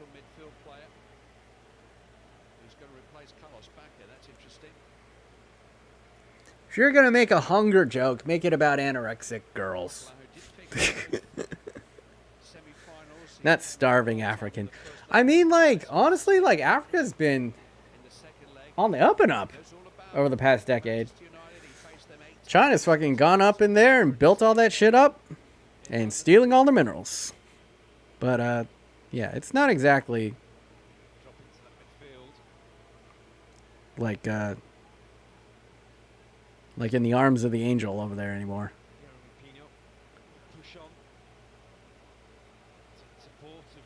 Let's see. Ooh.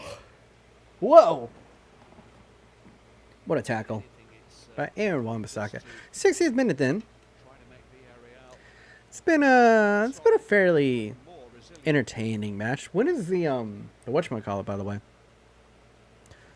When does Euros start? Who do you think will win Copa America? Chile. I'm just gonna guess. Let's go with Chile. Actually, I don't even know if Chile's still good. Because, like, their top two players are kind of, like, aged out. Let's see. Yes, they still are in the Super League. Apparently, could mean Messi and Ronaldo could miss out on Champions League football. It's never going to happen. Francisco Medina, there's no way the Champions League would not include Cristiano Ronaldo and Lionel Messi. Maybe one. They might be bold enough not to include Ronaldo, but they won't. There's no way they're not going to include Messi. Do you understand how much money they would lose in ratings if they did not include Messi? Do you understand how many people would say that this is not a legitimate tournament without Lionel Messi, Barcelona, and Real Madrid in there? They're gonna pout.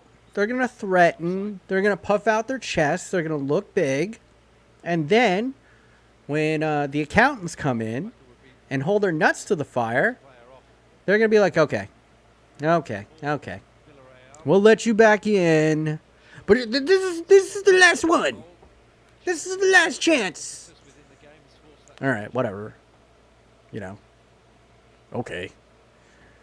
It's sadly, you know, like a lot of these stories are just written to sell papers and get clicks. You know, if you really want to know what's going to happen, you follow the money. You know what I'm saying? It just makes no sense that you're not going to have Cristiano Ronaldo and, like, Messi. You know what I'm saying? In your competition, your biggest draws.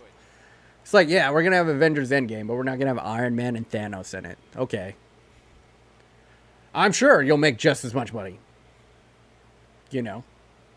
You know, this is billions of dollars on the line.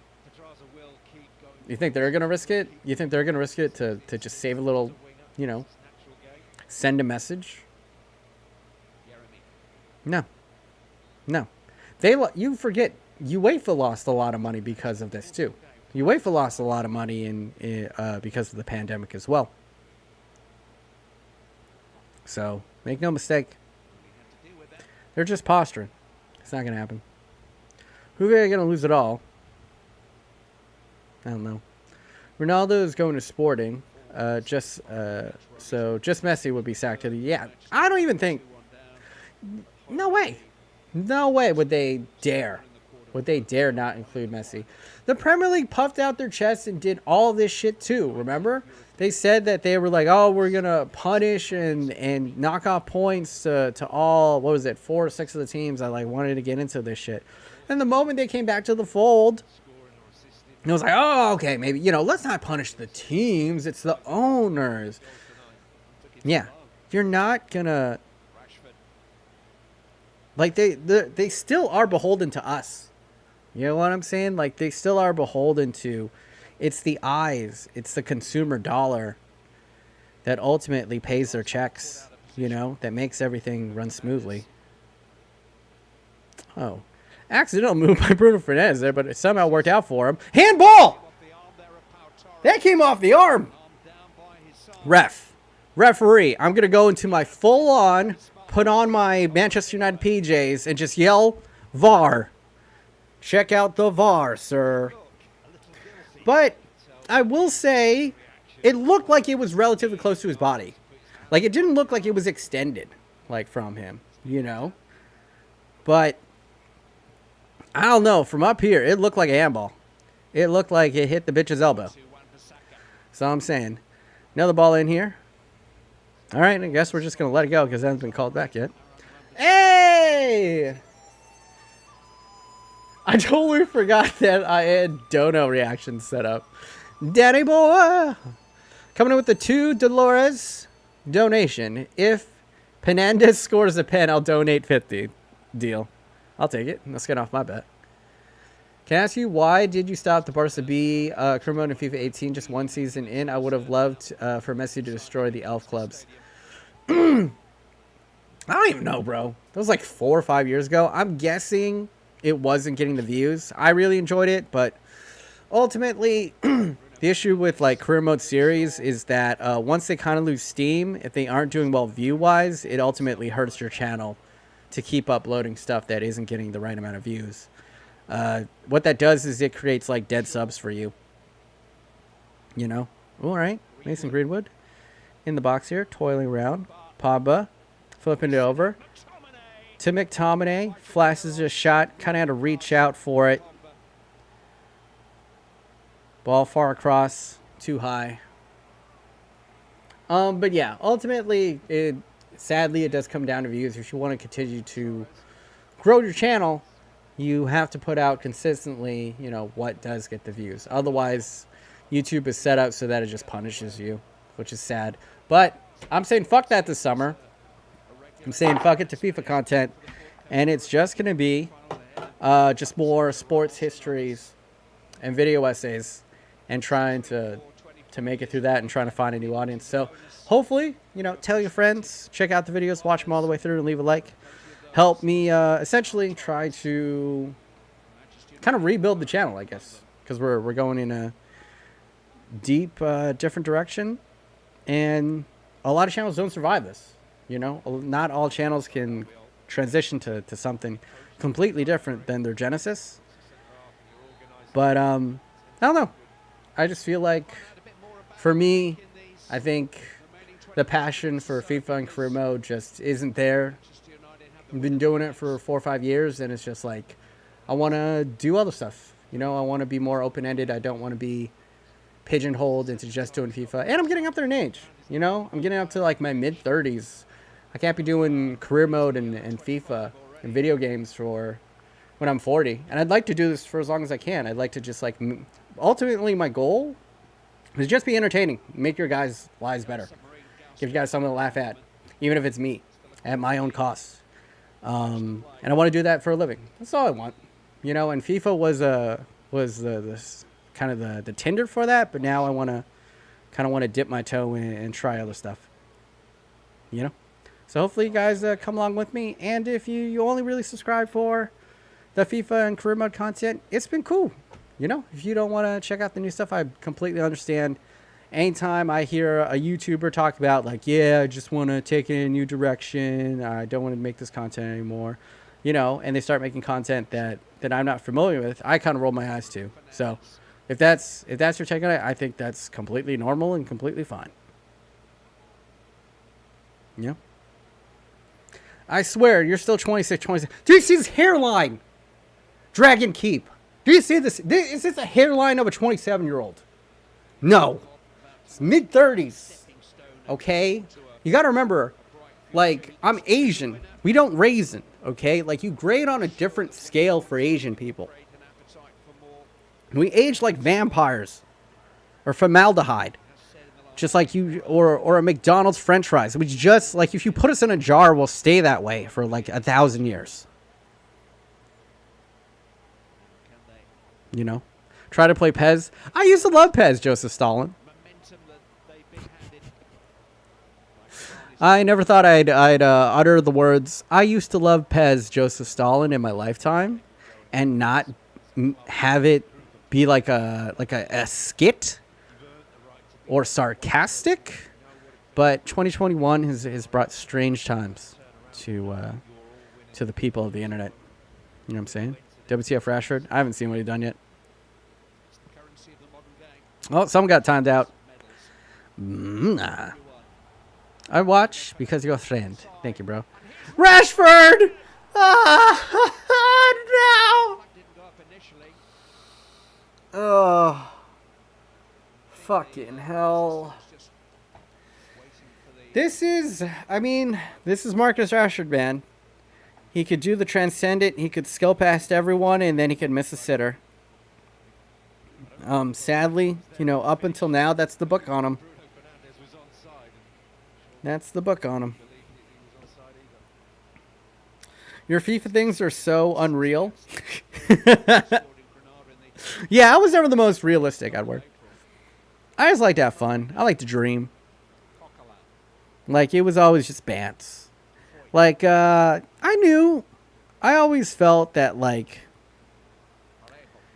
being American, I didn't grow up with FIFA. I didn't grow up with, like, footy and the Premier League. So I was, like, I always felt like an outsider in the FIFA community. So I was like, I'm not going to beat people with knowledge. I don't have, like, Sky Sports keep beaming shit in all the time to me. I'm over here in America. They're just talking about the NFL and NBA 24/7. So I was like, okay, I'm not going to win it being realistic. I'm not going to be entertaining doing it that way. So I just got to be entertaining by being silly. That's essentially what happened. You got to play to your strengths sometimes, I get you, BMO. Not sure how much time I'll have to do things when FIFA 22 comes out. Work, coaching, plus having twins on the way. JC Shades, man. Don't even fret. Just drop by every once in a while. Oh! Oh, no! Oh! Damn it. Luke Shaw got into a brilliant position and got an inch-perfect cross into Cavani, who headed it right into the chest of the defender. I thought for sure we had scored the second. Sorry if I just destroyed people's eardrums. But, my balls just dropped right there. Luke Shaw just did a man in. Sent him to the Shadow Realm. Picked it up. So much power on the cross. To be fair, the keeper would have probably gotten it too. Not the best directed header from the Argentinian. But alright. What a signing Cavani has been. The number 7 curse has been broken at United. I guess, yeah, he's had a good season, but he's had a pretty good season. It would be very interesting to see what would happen if he was just like the unquestioned starter the entirety of the season. Like, yeah, I'd like to, and I'm excited to see where what's going to happen next season. He's far exceeded my expectations. I thought he was going to be like a 14 goal, guy off of the bench was my best case scenario for him. And he's truly shown his quality. Out, ref. Come on. Corner. Bullshit. What do you think will make video essays? What do you think you will make video essays about in the future? Because you said that you're going to be doing more of those in the future.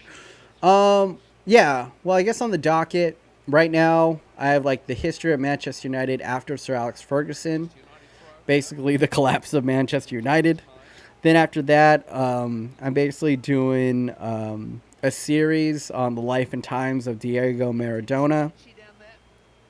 And then after that, I kind of want to go into like kind of other stuff, like other videos. Like when the Premier League starts up again in August, I want to do a video to Americans, like how to choose your Premier League team if you're American, from an American's perspective, and then kind of relate like the Premier League teams to like American sports franchises, and we're like, if you're a fan of this type of team, maybe this is your type of club.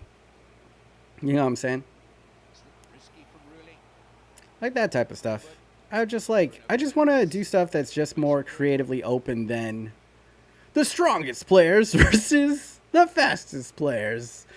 A team of 10-foot tall Lionel Messi's versus 10-foot tall Ronaldo's. Like, yeah, all that was fun. I had fun making them. It was cool. It was chill, but I think people have gotten sick of them. And then I can't go back to the daily or every other day career mode stuff. It's just like, I got no juice there, man. When I play it, it's just like, okay, I'm playing it again. You know, it's kind of the same game. The players kind of grow, but it's, I don't know, you know? It, as much as I love career mode, you know, at the end of the day, if not that much has changed about it, I can only get so excited about new simming features. You know, if the gameplay isn't fundamentally changed, if you know, roster construction, that type of stuff isn't fundamentally changed that much, then yeah, maybe I can come back. I'm never gonna write it off, but you never know.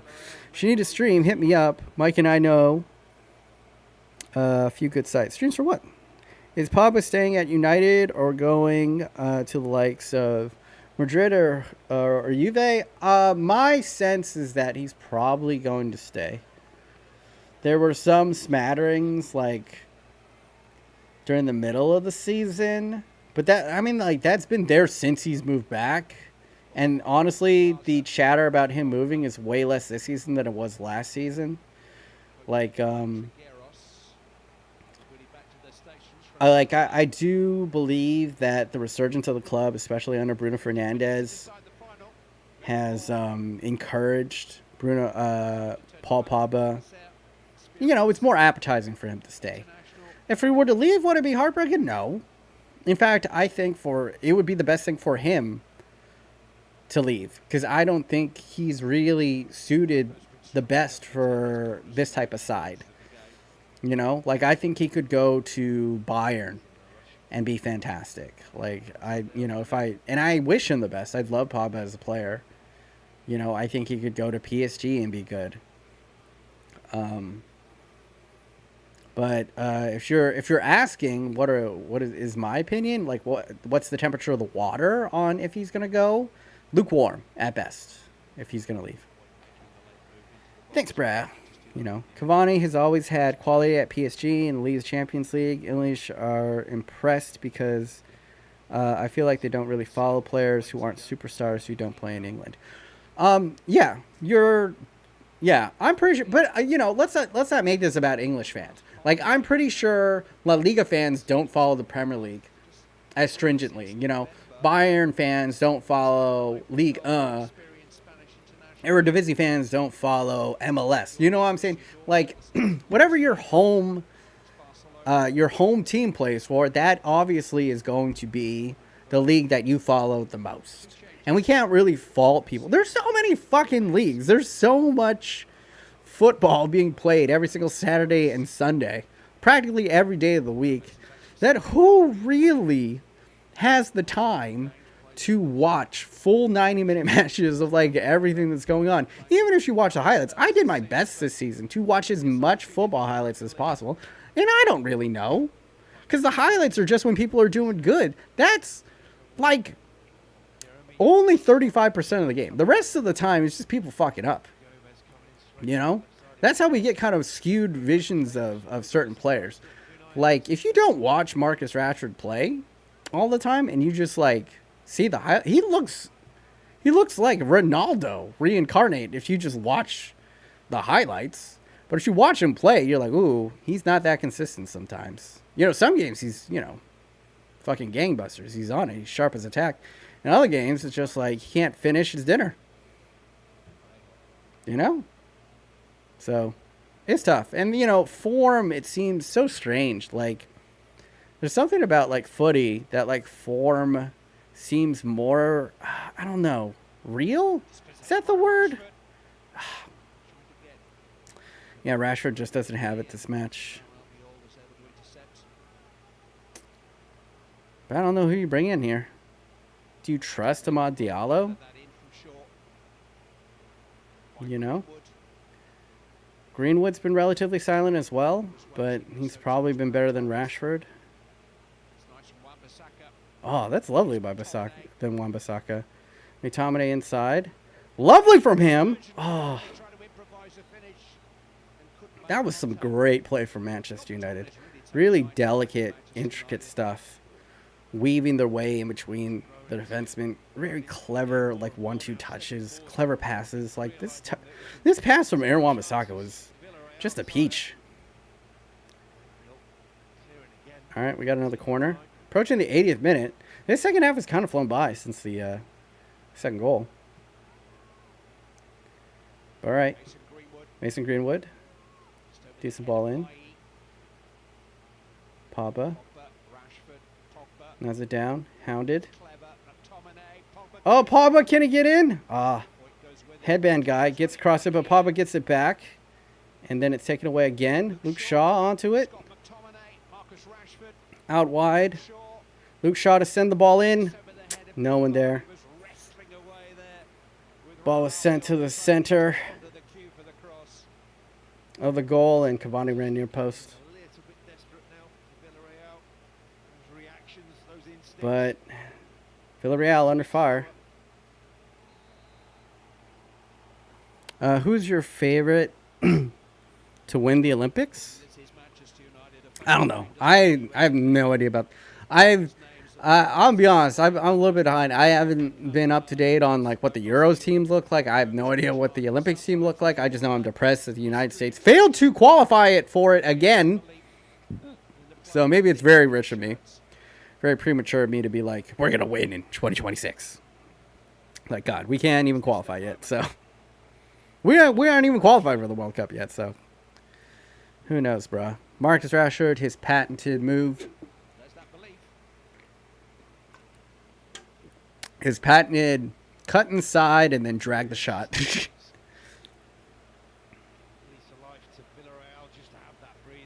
we go. Headband guy. You think United will get knocked out of the UCL group again, or will they make it far? Gasman, it depends. It depends who goes, who comes in. You know, if they can get themselves a good striker. And even if they start Cavani, I think they'll make it. Even if they keep this team exactly how it is, they'll make it out of the group stages. Like, I would say Manchester United probably like a top 10 team in the world right now. Right? Like, yeah, probably a top 10 team. I mean, they are in the Europa final. They finished second in the Premier League. I believe the Premier League is a more difficult league, a more competitive league than La Liga in Germany. Italy was very competitive this year. But still, you know, you don't see any of the Italian giants in any of these finals. So, yeah. I'm a huge Man United fan, and I can't watch the game. Depressed noises. I'm sorry, Gunner. I'll do my best to narrate. It's the 82nd minute right now. Eric Bailly is getting himself a yellow card for apparently, I don't know, pressing his hand, impeding. Yeah, a stray elbow glances like barely, like a millimeter off of the forehead. Just rubbing the shiny forehead, I think of Moreno. Oh no, Paco Alcacer. Whoa, BMOnus, that's a big claim. They're not a top 10 team. Are you being sarcastic? Who's better than Manchester United? Let's go. There are a couple of easy ones. You go Atletico Madrid. You go Bayern. You go Man City. So that's 3.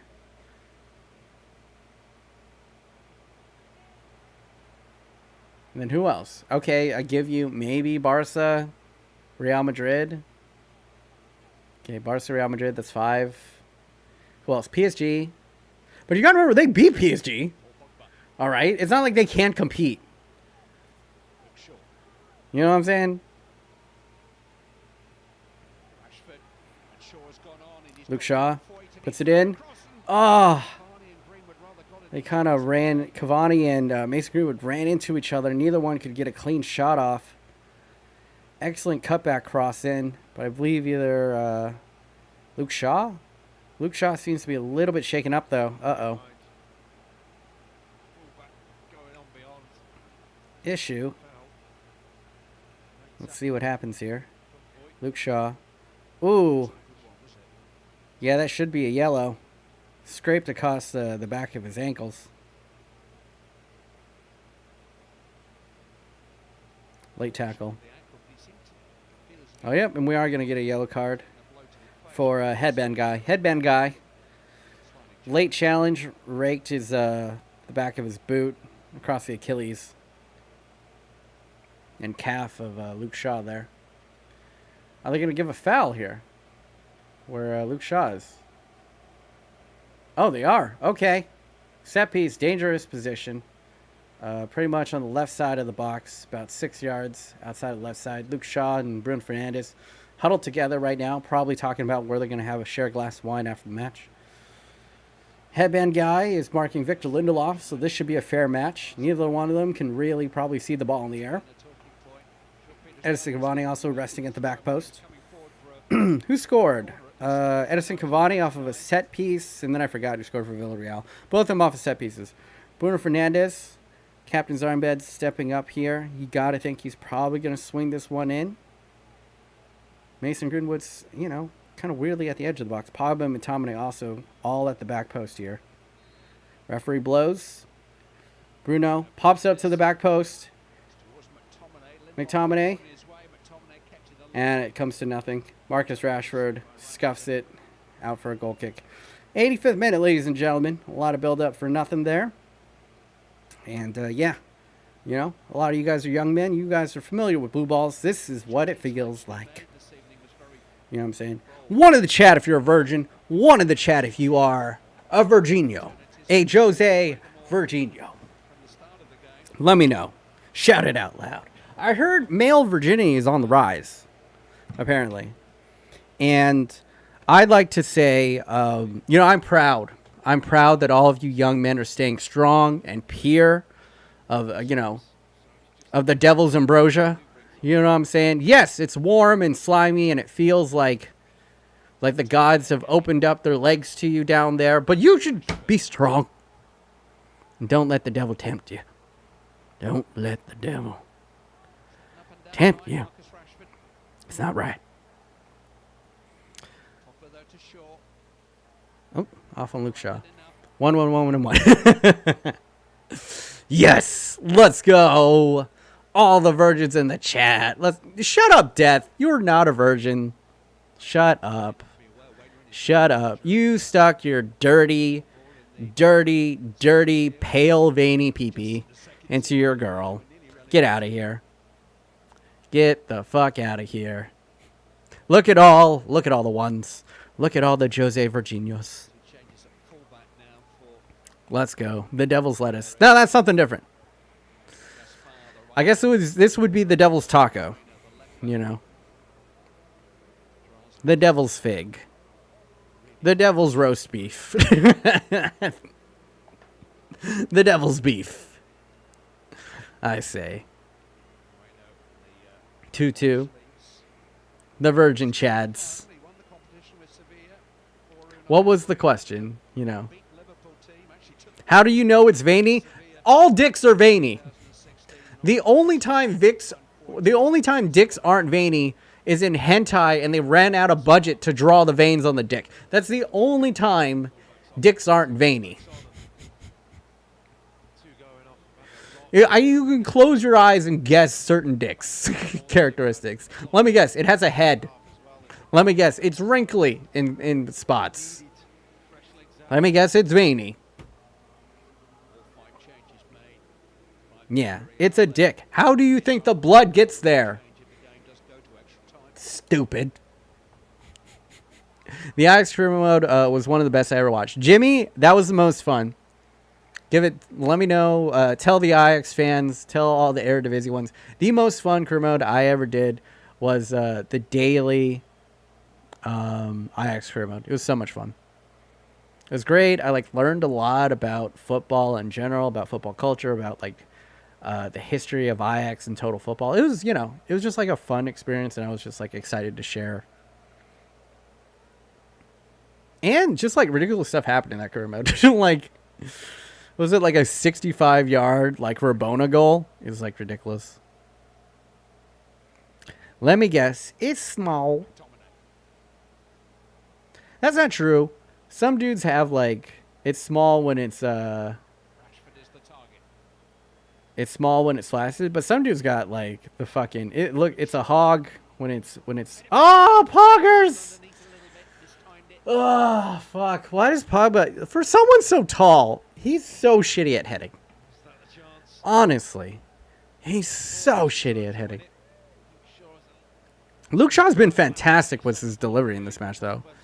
Luke Shaw might be my man of the match so far. Let's see. Are you saying Ajax over China? I would. I will say that, like, I think I had more fun doing the Ajax one just because it was just, like, something new. You know? Like, it was a different team. It was also, like, kind of special because it was so niche. You know, like, the fans of the Eredivisie were some of the warmest. You know, the Eredivisie fans were just like, we're happy to be here. You know, they were like, I remember like half of the fans of that Ajax crew were like fans of rival teams.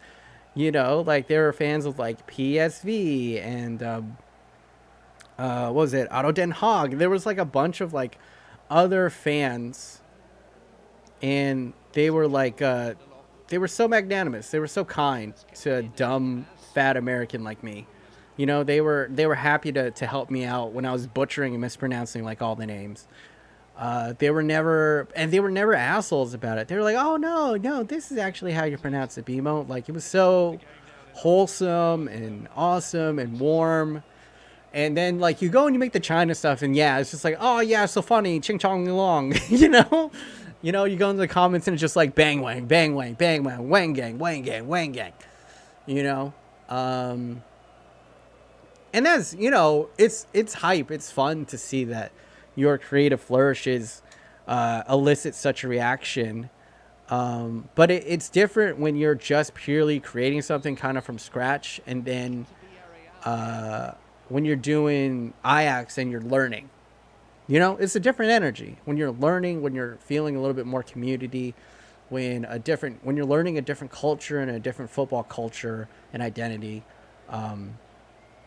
and then you connect with like the fan base of that stuff, and they're willing, you know. Not all fan bases are nearly that welcoming, you know. So I guess what I'm saying is, if you're a new content creator and you want to do FIFA content, do small teams, because the fans are way more doper. All my Man United fans who came in are assholes. I'm lying. I'm kidding, dudes. I actually don't get too many. I would say that like I do not get a lot of hate messages at all. Like I don't get a lot of like pure like, oh, you suck, oh, you're boring, oh, you're cringe, that much. You know, I say that to myself every day I wake up and look in the mirror. So that's all I need. But that's what the comments. Usually I read through them. You know, 90% of them, all usually very positive. Do you think you would do a career mode in La Liga MX? No. The Rodriguez? No, don't think. I don't think I'm going to be doing any career mode anytime soon. Maybe China. I might dust it off and do one 2 years from now. But I'd always thought about doing something Mexican related. You know, growing up in California and being around like so many dope Mexicans growing up. But I always felt inauthentic about it, right? Like, I don't think I could do the Mexican League like service as much as there's so many like talented Mexican American or just pure, you know, actually Mexican content creators that could do it so much better service. I feel like that it was like not my place to do it. Then again, I did an Ajax career mode and a Manchester United career mode, so like I'm just as qualified, you know, really, to do any of those. You really think about it, so we'll see. You're pretty chill though, thanks, bro. It's because I'm drunk. I do my best. If you saw my older work, I'm more out there, but Father Time has mellowed me out. I don't gotta act like a spaz to get bitches anymore. So, you know. That, and then I started smoking weed, so that's definitely chilled me out a lot more. Mexico breaks career mode suggestions. Was actually very good. The Mexico breaks the wall career mode.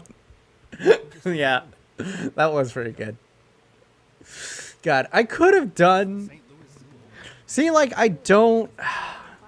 I could have done a very funny Mexico breaks the wall career mode, but I also feel like I would do too many racist jokes.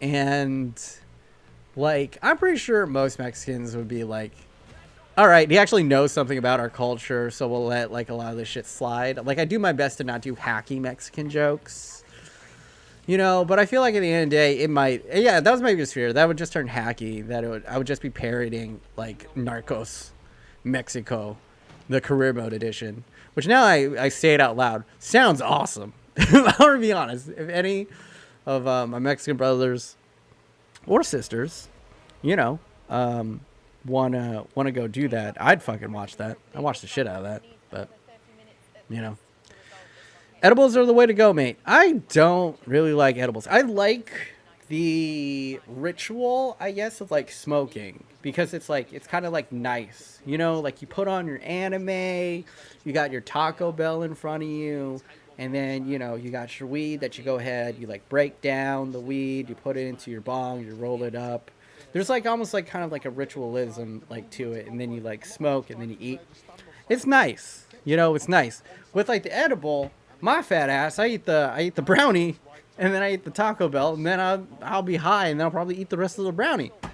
You know, so the edibles are kind of dangerous, especially if they taste good. Can't be doing that. Can't be doing that, bro. Yeah. And I don't know. Yeah, I don't know. I'm not an edible guy. I like the smoking aspect of it. And it's weird because I never smoked a cigarette. I never smoked anything until like I was like 26, 27. And then I tried weed once and it did like nothing. And I didn't touch it again until it was like legal in California. Now he is Christian. Transplant of what? If you ever do a Mexico career mode, use Club America. I do love Club America's kits. They do have very nice kits. You watch porn? Who doesn't watch porn? I would be wary of any man who didn't watch porn. If you meet a guy who's like, I don't watch porn, that man's probably a serial murderer. Odds are, do not let your children or any young women around that man. I would rather trust a man who says that he loves to only watch German gangbang porn over a man who says he just doesn't watch porn. It's not for him. Can't trust that man. Cannot, unless he's an asexual, you know, shout outs to the spectrum. You know what I'm saying? But you don't watch porn. That's weird, bro. There's something wrong. I don't want to say there's something wrong with you, but like, I watch out. You know what I'm saying? It's a little strange. A little strange. Menace to society. German, what the fuck? Who doesn't watch porn? That's what I'm saying. You know, there's a scene, you guys are too young, but it taught me so much when I was a kid. There's a scene in the movie called Untouchables, where Sean Connery, they're like trying to recruit cops that aren't crooked, right? And there's this one cop, he's got this pristine CV. He's, you know, never been involved with any of the mafia. Fresh-faced kid, 19 out of the academy, never been messed up with anyone. And they're like, oh man, he's perfect. And then like they're like, all right, I think we're gonna be part of the force. Ooh, you just run to like a hot dog vendor, and they all get hot dogs, and then he offer it to the guy, and he's like, oh, I actually don't eat hot dogs. They're bad for you. And then Sean Connery goes like, okay, thank you for your time. And then he like drives away, and he looks at Kevin Costner, and he's just like, you can't trust a man who doesn't eat a hot dog. And I'm like, to a certain extent. That's kind of stuck with me though for all my life. I was like, yeah, you can't trust a man who has zero vices. You know? You can't trust him. If a man is too perfect, he has like literal skeletons. He's got a head in his fridge. Every man has his flaws. Every man has his vices. Every man has his moments of weakness. You know what I'm saying? We're all human. We all have our limits. We all have needs and wants and horniness. You know? And if you meet someone who just doesn't have like any of that stuff, I watch out, bro. I watch out, bro. You know? How many animes have you watched? Techi, an embarrassing amount in that, like, I don't think of myself as an anime head, but then, like, when I go and I take a look down the list of, like, all the anime out there, I'm like, I watched, like, a lot of this. At least, like, the majority of the big ones, I'd at least give it a gander. But I don't know. There's been a lot of... I think here's the other thing. Like, I saw this crazy statistic. Apparently, 40% of all anime that has ever been made has been made in the past 10 years. Something like that. Like, 40 or 60% of all anime. There's been way more anime being made over the past decade than ever before in human history. So, when you ask the question, how much anime do you watch? You know, who knows? They're making anime like they're making porn out here. Whoa, what a tackle. Wild tackle by Scott McTominay. Could have got him sent off, I'll be honest, but it's worked out. Marcus Rashford gets it to Bruno. This is his moment. Sends it in. Flicked away. But Eric Bailly to recollect. Man United tightening the screws. Seeing if they could just apply the pressure a little bit more. So if you're telling me if I meet the perfect girl, I'm a number on her kill streak. Yeah, bro. Yeah, bro. She's too perfect for you. Think about it. It's you. She's perfect. I'm kidding, bro. I'm pretty sure you're good. But if a perfect chick came up to me, I would fuck it up. You know? Who's like my perfect chick? I don't know. If Emma Watson were to be like, hey, BMOnus, I watched your videos, and secretly I would like to suck on your pee-pee, I wouldn't do it because I wouldn't believe her. I wouldn't believe her. If it's too good to be true, it probably is. All right? So stop listening to people about crypto. is my all these fucking kids on Twitter talking about Dogecoin. And I'm like, all right. Well, they're going to learn the hard way, I guess.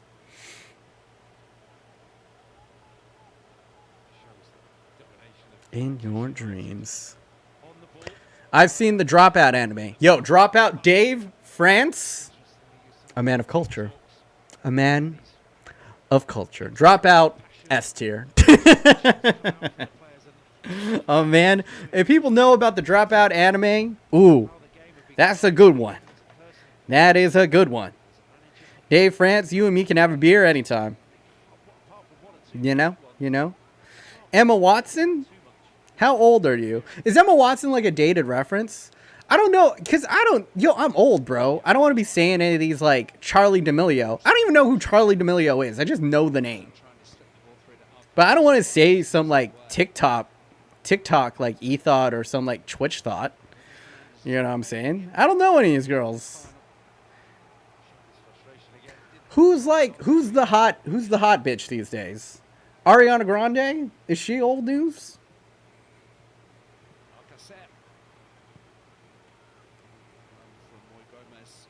Dropout is a masterpiece. People make 864 on Dogecoin, and I think they're Wolf of Wall Street. Pretty much. How old are you? I'm approaching my mid-30s, bro. Getting up there in age. Getting up there, bro. But make no mistake, still pull bitches. But I'm taken, so I guess I'm retired.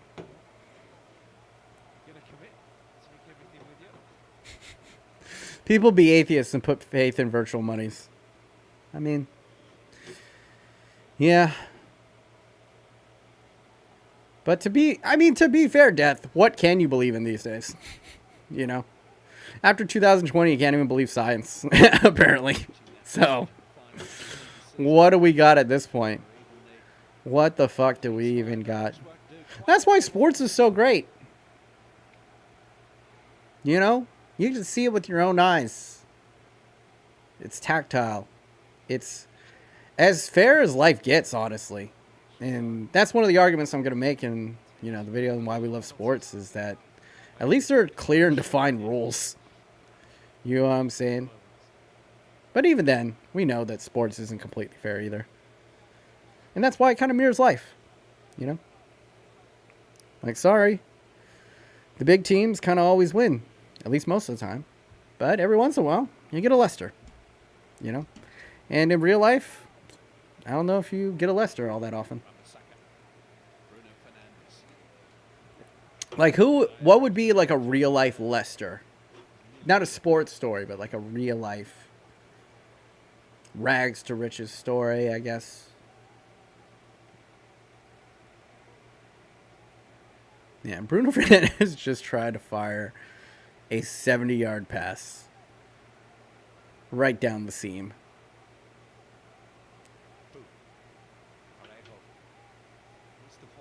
Oh, also, I had a question. Are there any UK homies in the chat? Right? So you call the field the pitch, right? How do you so you guys don't say cleats at all? Y'all don't say. It's weird that you call it boots. I'm gonna be honest. It's kind of weird that you guys call it boots. Because in my head, like, a boot is like a Timberland. You know what I'm saying? It's like a rain boot.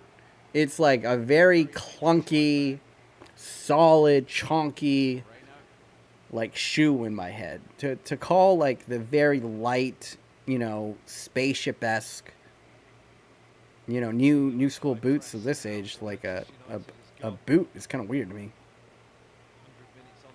Favorite MLB team? I don't really follow baseball all that much, but I guess I'm a Giants fan. But I haven't, you know, I barely follow them. Now we say studs. I'm from the UK. What's up, Venom Z? For real. You say Birmingham wrong? So it's even. Yeah, Birmingham, Alabama. And you guys saying like Birmingham? Like Birmingham?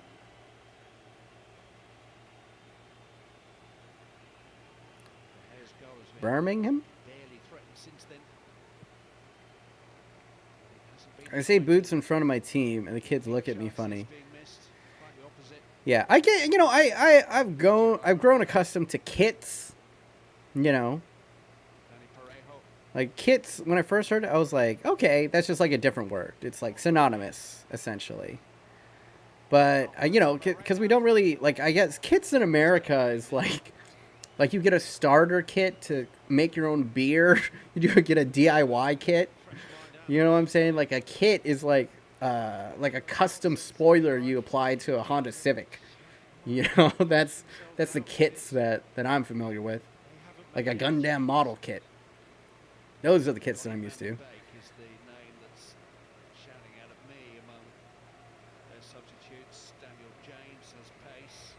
Yeah, actually, I realized that Manchester United, I don't know if they made a substitution. Young skills, but it would be very early in his career for the European final. Here we go. Field is pitch. Cleats, studs, maybe boots, jerseys, kits. Yeah. How do you say, like, go to practice? I was watching Ted Lasso. Have any of you guys watched Ted Lasso? You know, hi from Malaysia. What's up? Word up to Malaysia. Yo, Dark Willow. People be mad sleeping on Malaysian food. Like, oh!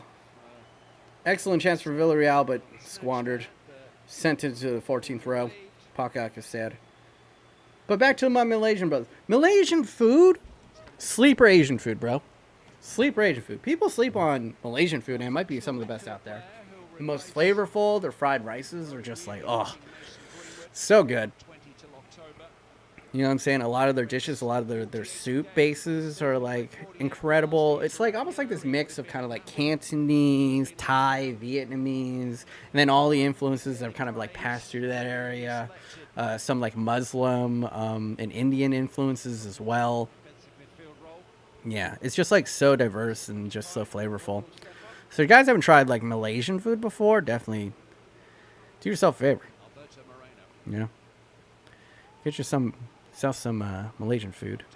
Hello from Luxembourg, Marco. I'm sorry. I wish I could say more about Luxembourg like I did Malaysia, but I don't really know much about it. I'm sure it's lovely. Can you make me a mod? No, I got enough mods. I'll be honest. I'm sure you're 25. Thank you, Herbert.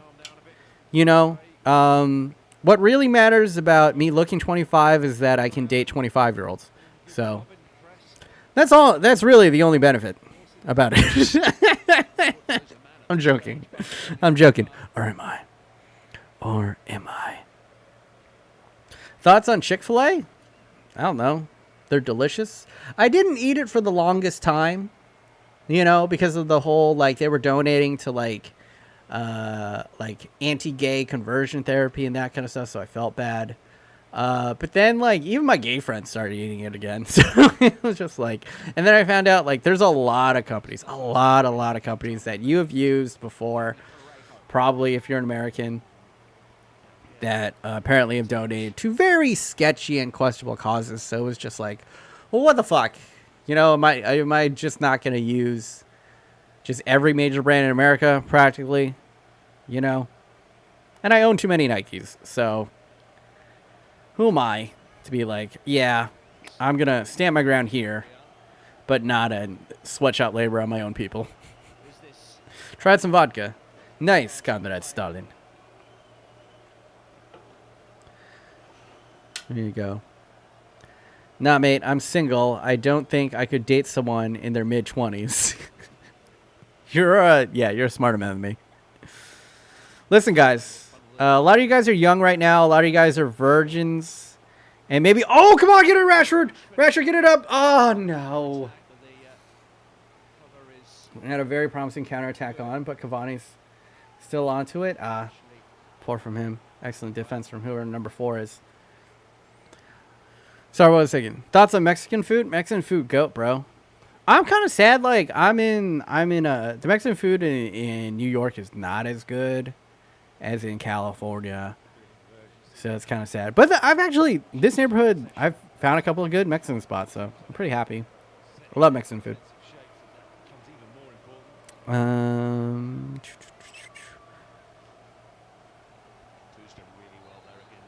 Let's see.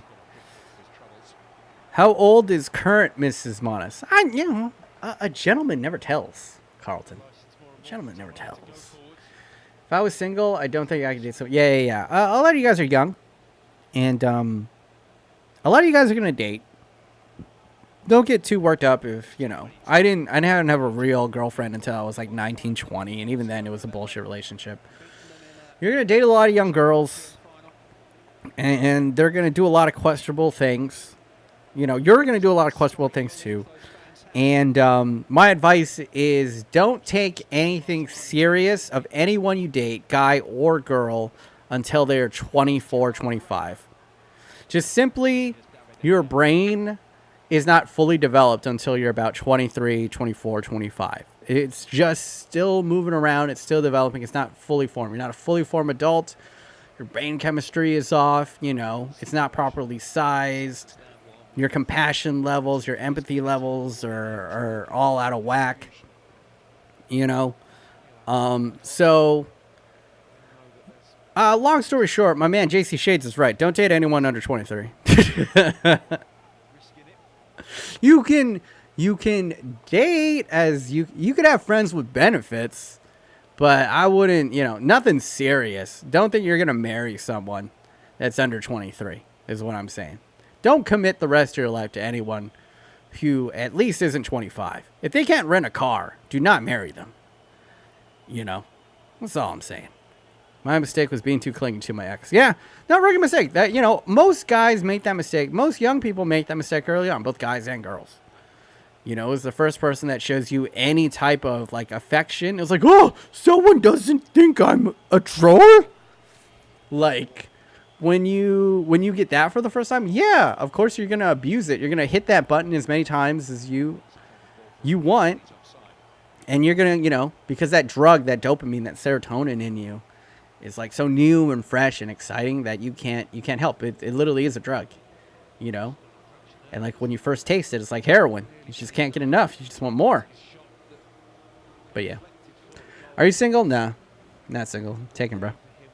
And yes, I'm still dating the lovely Jamaican lady from here in Brooklyn. You know, what spots for food, BMOnus? I live in Queens, New York, so I need some places. Rodrigo, if I go, I mean, like, Brooklyn's are only all right, if I'm gonna be honest. DeFar Pizza's really good out here. There are a few places in Bensonhurst that are pretty good.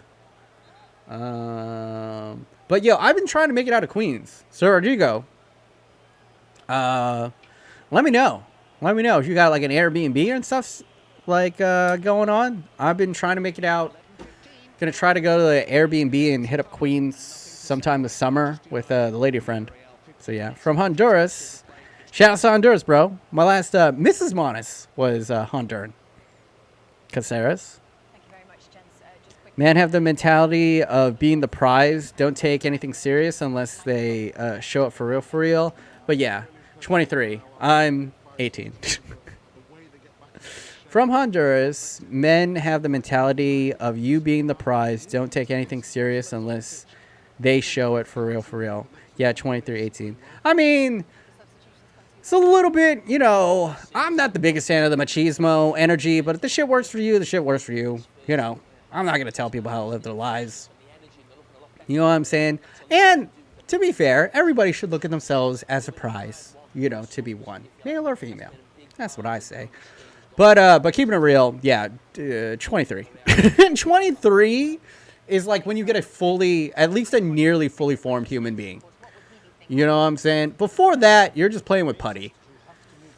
You know, so like for anyone who's like taking advice from like Jake Paul or Logan Paul or anything or anyone or any of these influencers or, you know, video game players, you know, that is under anyone who's taking life advice from anyone under 30, you're an idiot. You're a moron. Before 30, you don't know shit. You just don't have the life experience. You know what I'm saying? You're just theory crafting, really. And I'm not, you know, obviously there's some examples of people who have lived incredible lives by 30.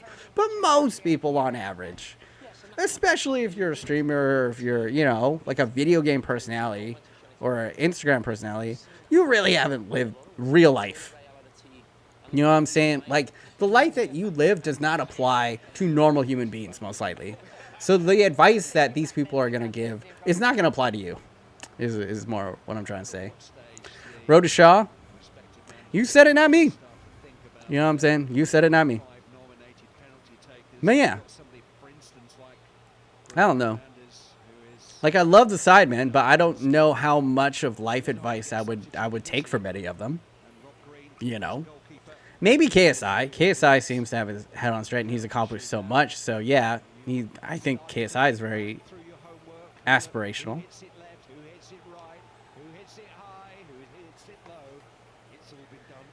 But you never know. So good. So good. Aren't you under 30? Nah, bro. Stop reminding me, Polly, that I'm not under 30 anymore. I wish. Bro. But, like, I don't know what happened, but I look way better. Like, I look way healthier. I look way hotter. And for some reason, bro, let me tell you, in, like, my early to mid-20s in LA, I was getting no run. Like, no run. Like, girls thought I was invisible.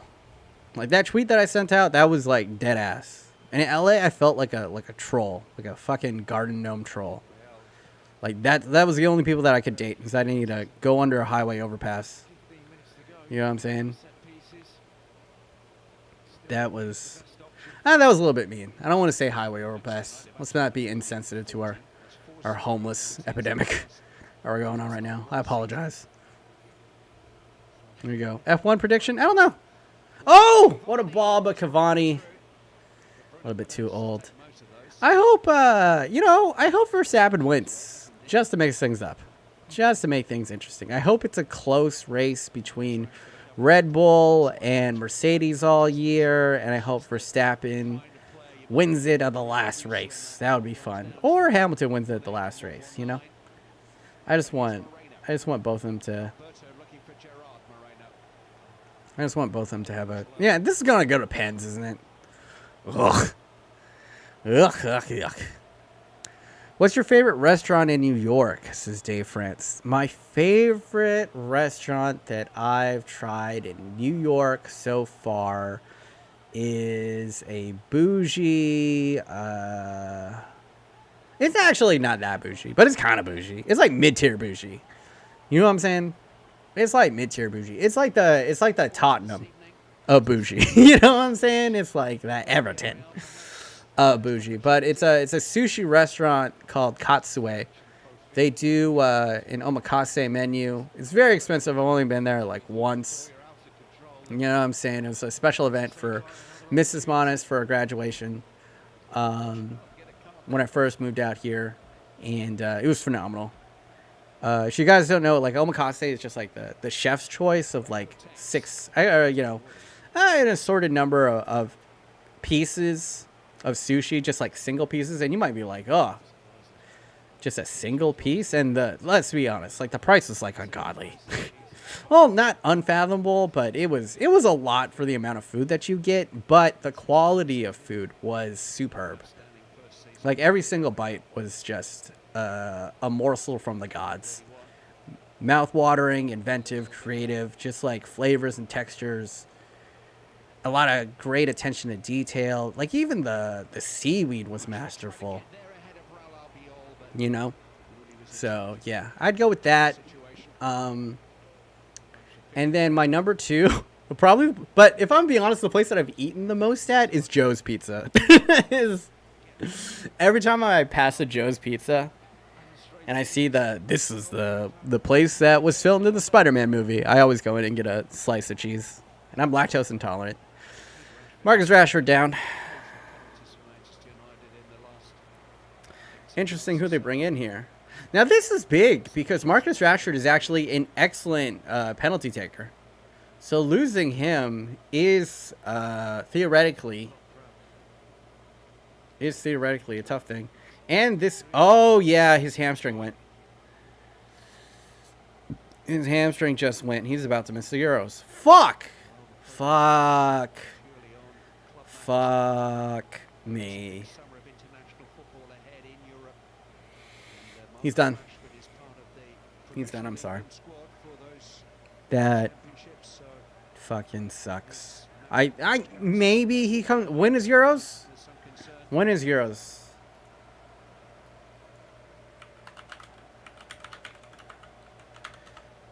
Euros first match is June 13th. No. He's not going to make it back. He's not going to.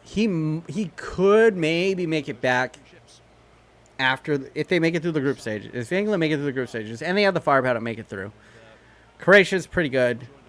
But they can beat Scotland and the Czech Republic. They could lose. They could easily lose to either one of them. It's England. But if they can make it through, maybe he gets back in a month. But hamstring pulls are fucking the worst, bro.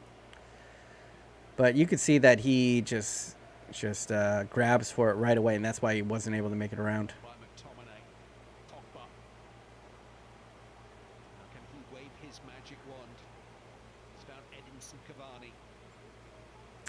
But all right, couple more minutes here. Then we're taking it to pens. Oh, well. All right, Marcus Rashford was sprinting, so maybe his hamstring isn't that bad. What the hell? I don't know. He was grabbing right toward it. So I don't... Oh, crucial intervention by Scott McTominay inside of the box there. Dangerous, too.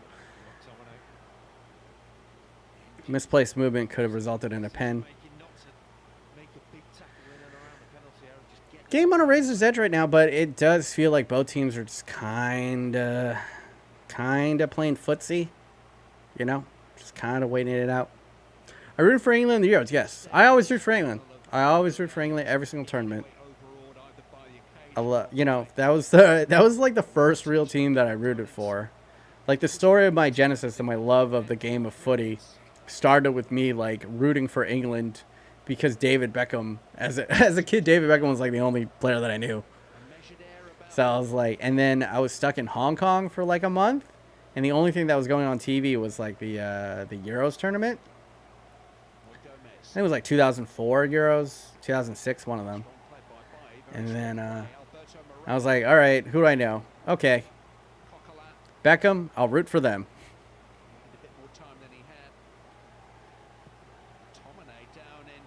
Oh, shit.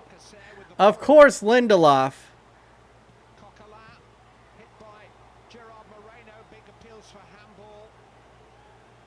McTominay still down in agony. Mario Gaspar trying to set it up. Ball's got to go out of play. Now what happened to Scott McTominay there? All right. So Scott McTominay has been down on the pitch for about 2 minutes. Villarreal continued play. There's a yellow card for Edison Cavani.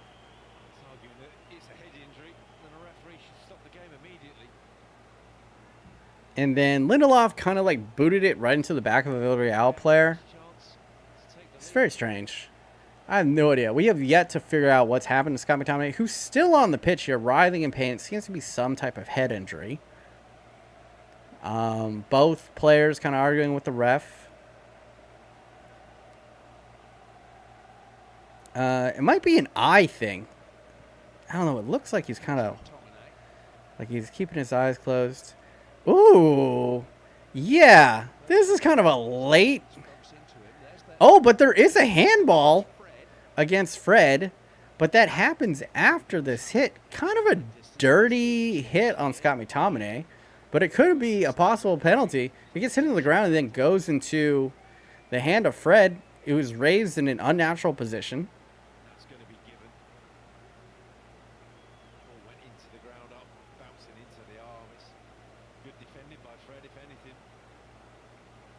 I don't know.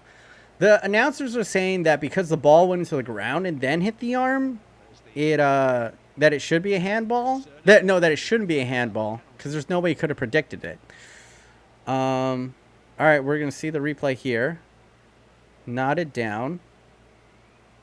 I don't know. It gets hit into the ground, and then it goes off of Fred's leg, and then it goes into his arm. So it's very subjective. Right? The ref, it's completely up to the ref here. He could give it. I don't know. Who the fuck knows what a penalty is? What the fuck a handball is now?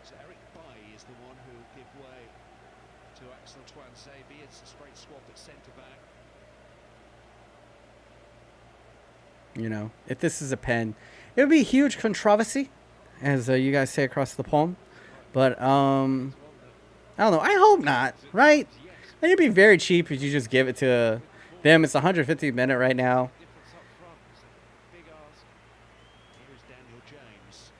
Daniel James coming on. Eric Bailly coming off.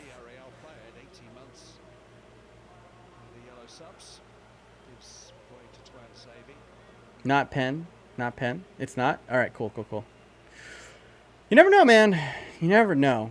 But yeah, I think that's the right decision. Let it play out. Give it a little bit of end drama. Pens, who knows wins, bro. Pens, I'm going to go with Villarreal just because of that spooky... Because then you just go to superstition, you know? And then it was that weird spooky thing of like... Interesting. Paul Pogba is removed. Marcus Rashford stays on. And then Daniel James is put on. Is Paul Pogba not good at pens?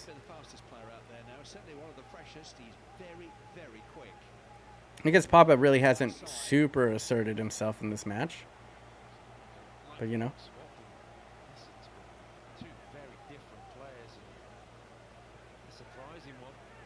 Yikes.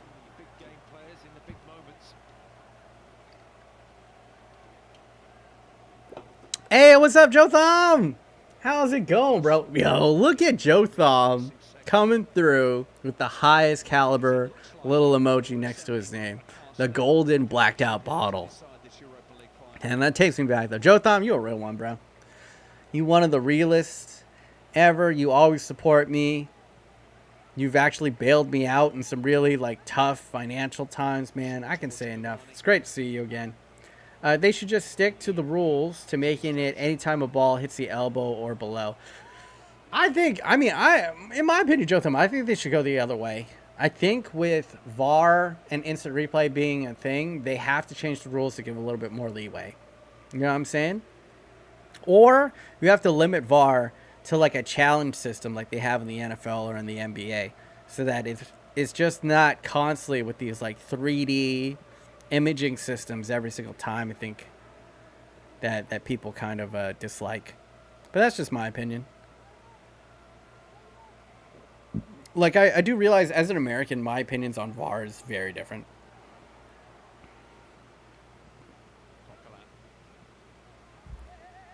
Blocked by Shaw. Red to Bruno Fernandes. There we go. You need a pizza recommendation? Try the chicken, bacon, and ranch. You'll thank me later. From which place? There, Trap Coast, there's so many good pizza places in New York. You know what I'm saying? Papa has the best and the sexiest penalty room. Can't really say anything bad about that one. I hope Bruno just scores out of nowhere. Me too.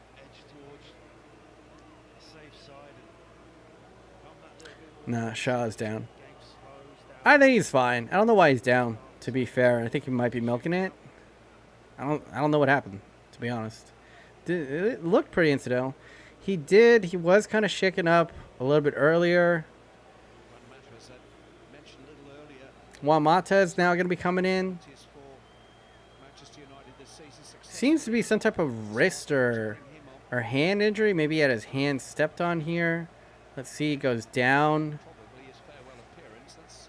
Knee goes on his wrist, but it didn't seem like anything that would severely damage structurally or tear ligaments or anything. I think maybe he was milking that. He felt that there was pressure on his hand, and then maybe he could have gotten a cheap yellow card. But Luke Shaw should be fine. Yeah. Luke Shaw seems to be milking it. VAR is very rigged most of the times. I don't know if that's true. There are, like, just insanely questionable calls that will just... Yeah, there's some really bad VAR calls. I'll admit that, right? But I don't know. I guess even this year there were some pretty bad ones. But they're also, like... There's a lot of times that it gets it right that you don't see on Twitter or Instagram or TikTok. Do you know what I'm saying? Like, I feel like VAR gets a very, and there are a lot of legitimate reasons to speak out against VAR. There are a lot of legitimate criticisms to be had of VAR. But, you know, like, I don't think you should just bin it after, like, what is it? This is only the second season that we've had it? The second or third season? It can be improved. They're going to get better. They're going to get more of the calls right. You just got to be patient. And let's be honest, they were getting a bunch of the calls wrong before. Not even that long ago. Do you not remember, like, a couple World Cups ago, it was fucking, like, Frank Lampard. You know what I'm saying? The ball clearly crosses the line, and the referee's, like, blind to it. So the game is going to get more accurate. You're not going to get hand of God moments anymore, which is, you know, is kind of shitty. If you're going to be honest, there are kind of like iconic moments like that that give more story to sport. But ultimately, you do want the team that follows the rules and rightfully does what they're supposed to do to win the game. You know? And by the rule of the law,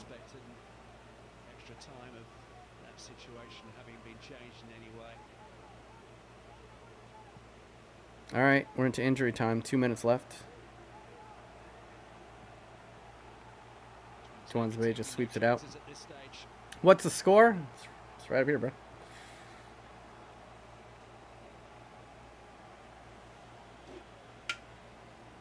Seconds. 90 seconds left. Liverpool's the most broken team in FIFA? I don't know. I haven't played that much FIFA this year. Do you plan to make videos of other games on your channel soon? No, I don't know if I'd ever go back to doing video game content anytime soon. If I did go back, it'd probably still be FIFA. I don't think people really tune into me for, you know, Red Dead Redemption or Valorant, Monster Hunter content. I'm sure if I put my, you know, mind to it and gritted my teeth, I could probably grind out a new following doing a different video game. But there's really no video game out there right now that really gets me going. It really gets me excited to wake up every morning and make content. And, you know, for me, like making more historical content, making actual like kind of fun, right? You know, just getting more into writing and having a more creative outlet. That actually does get me motivated. You know, it gets me excited to wake up every morning. Have you seen his rate? What rate? No. Tellus will probably take a pen. He's 16 out of 20. Yeah, I get that. I see it now. They're kind of just substituting all their good pen takers. I'm pretty sure that's why Rashford has stayed on. So Mata's on. Aaron Wan-Bissaka's off. Pogba's like a good pen taker. I don't know why they took him off and left Fred on.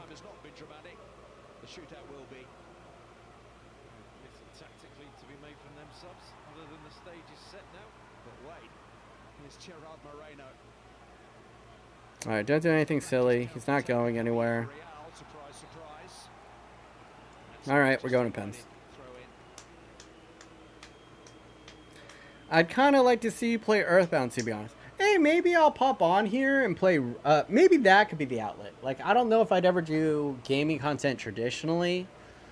Like, on the channel ever again. Like, do, like, a series. But I think maybe I could stream, like, variety stream on here. You know, for funsies.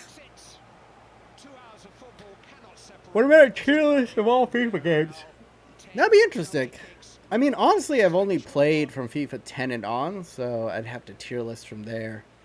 And on it, and even beyond that, I'll be honest, like a lot of that shit just blends together. I can't really remember the differences between FIFA 11 and 12. I can loosely remember. Right? But, like, off the top of your head, can you remember what was the differences in career mode between FIFA 11 and FIFA 12? What was the difference in the gameplay? I barely know the differences in the cover athletes, right? It was Kaká in 11, and then Messi. They switched over to Messi in 12, FIFA 12, I think, for the first time.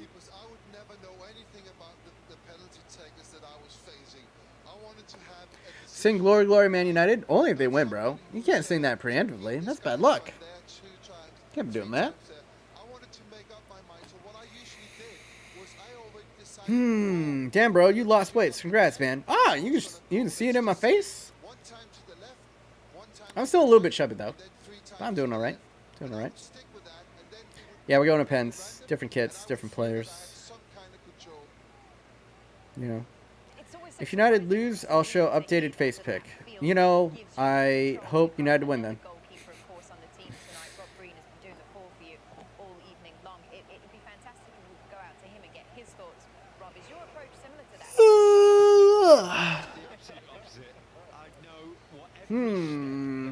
Now, interesting. David De Gea on pens.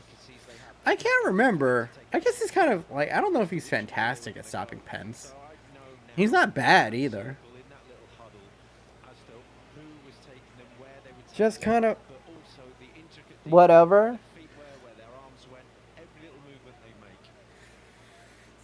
I feel like there's more pressure on Manchester United here.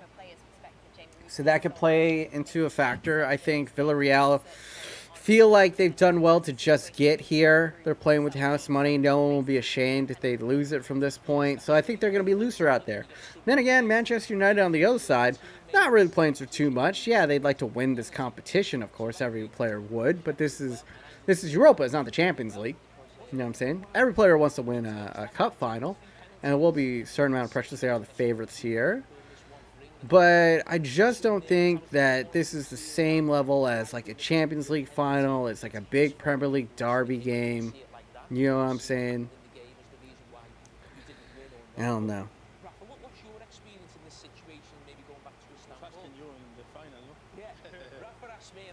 Would you ever do a YSL type series like Cutsy?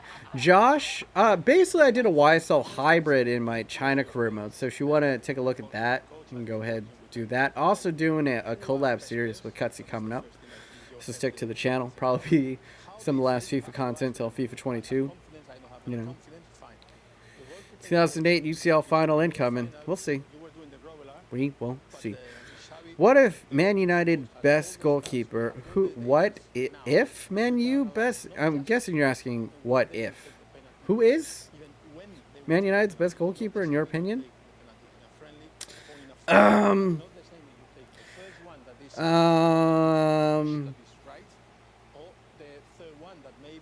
They both do different things better, right? Like, I think David De Gea is a better shot stopper. You know, David De Gea is a better shot stopper. David De Gea chooses to come out of the net at better times. He's a better sweeper keeper. But David De Gea is not as good as protecting his front post. He lets in his near post far too often. He's made a couple of costly mistakes recently, and let's just be honest. His distribution has been shit for years. It's been a liability. I don't know what it is. I don't know if he just never practices like fucking like kicking the ball to his like teammates or anything. But he's kicked it directly to the other team multiple times throughout his tenure at Manchester United. Dean Henderson is a good enough shot stopper, but not as good as David De Gea. He protects the near post better, but I don't think he's as capable of the spectacular shot-stopping saves and the one-on-one saves. There have been a couple of times when he's been out of place, caught in no man's land, but he's still young. You know, David De Gea took 2-3 years to really get into it. Neither one of them are all that great in the air, you know, on set pieces and you know, controlling the space. Either. Both of them have been bullied at times. So I don't know. You know, it's very close. It's very close, but if you were to ask me who would I rather have in net right now trying to stop pens, I'll take David De Gea. All right, first pen up. Stepped. Moreno. Wrong side's De Gea. You know. Stop spamming. Scores. It's 1-1. We're in pens. Villarreal player just stepped up.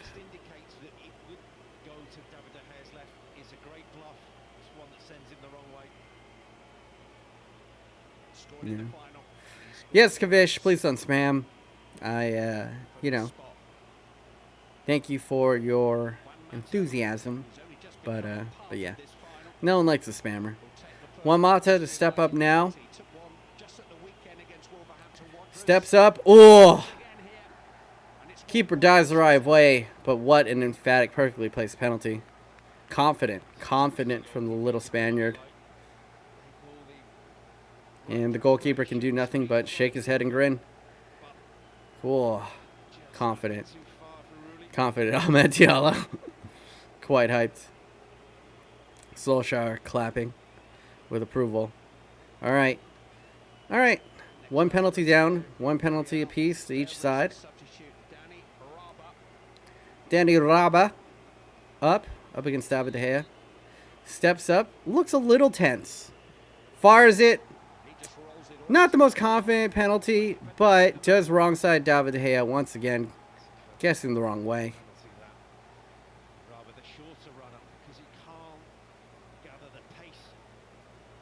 Yeah, not the best penalty, but luckily goalkeeper guessed the wrong way. Next up, Alex Telles.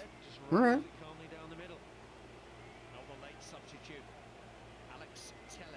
Alex Telles. I believe he took the pens over, what was it, at Porto? When he used to play, he's a pretty good pen taker. So knowing that, he'll probably miss this. Nope. I wanted to reverse jinx it. Confident penalty. Not placed perfectly, but wrong side's the keeper. Let's see it here. You know, better than the last pen, but yeah, not great. Not great. If the keeper guessed the right way this time, it would definitely be saved, but you know, it's very even. Both first pen's emphatic, second pen's not so great. So we'll see where we go from here. Is this Paco? I think this is Paco. All right, stepping up. Oh! David De Gea gets the hand to it, but it sneaks underneath. Oh. Spanish on Spanish crime. Oh, David De Gea. Maybe could have done better. It drops right before it hits his palm, but it looked as if he could have easily, maybe, you know, like an inch or two lower or higher. Could have slapped it away, but I don't know. It was a good pen. It was a good pen. It from a different angle, it looked like it was kind of going away. Now we got Bruno Fernandes stepping up. Let's see. He's usually pretty good. Steps up. Oh! Oh my God! Oh! Fuck! What the fuck is going on? What the fuck? Every single penalty has been a carbon copy. This is exactly what happened. He hit it to exactly the same spot as the Real player. The keeper dives down, gets a palm to it, and it sneaks underneath. This is weird, bro. Am I in real life? Is this a Black Mirror episode? All right, perfect. 3-3. Moreno. Step it up. Oh, what a pen. Whew. God damn, Moreno. Chill out. Chill the fuck out. Fucking stabs this perfectly into the side netting. Yikes. Look at this. Oh, confident, power, placement, everything that you want in a pen. Confident. All right, 4 penalties. I talked all this shit. I was like, yeah, I'd rather have David De Gea in there. Hasn't saved a goddamn thing. So we'll see. Marcus Rashford. Step up. Let's go. Come on. Jamoli. Stutter run up. Wrong sides. All right, well, at least the penalties aren't identical now. Marcus Rashford. Cool as the other side of the pillow. Varying his run up. And then, yeah, Rulli just blinked first. And it's been perfect so far. So here we go. All right. David De Gea is not going to save this. Reverse jinx. Let's go.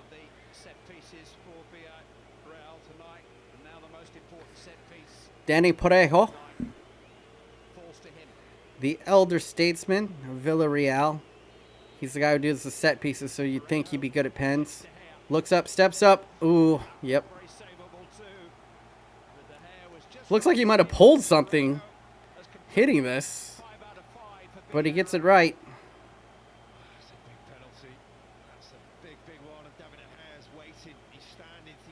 Oh, goes power. All right.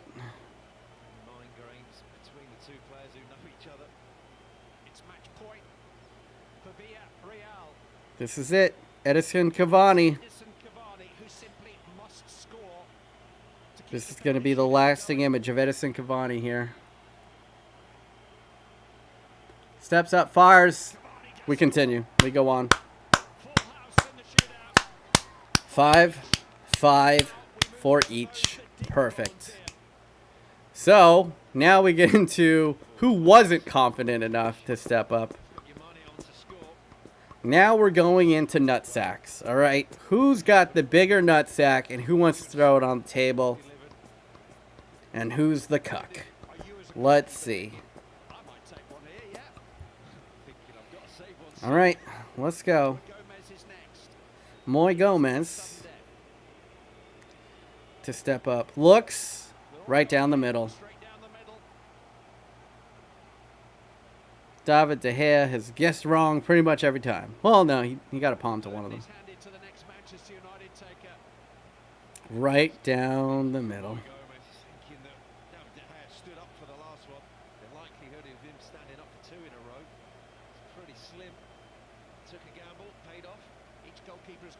It's Fred. He's going to miss this. Fred's going to miss this. Really? Fred. Fred was the next guy up. Dog. Come on, Fred. One time. Oh, fuck! What a pen! Take it back. What a fucking pen! Fred copying Moreno. Just serial killer into the corner over here. Emphatic. Yeah, near carbon copy of the Moreno goal. Or the Moreno pen. Alright. Alright. Everyone's been pretty stone cold. It's basically if the keeper can fucking... Because nobody's missed. Can the keeper make a stop? Somebody's due to just, like, sail this over the bunch, right? Oh, confident. Man, De Gea has been trash in this. He's been mad trash. He can't even read center backs.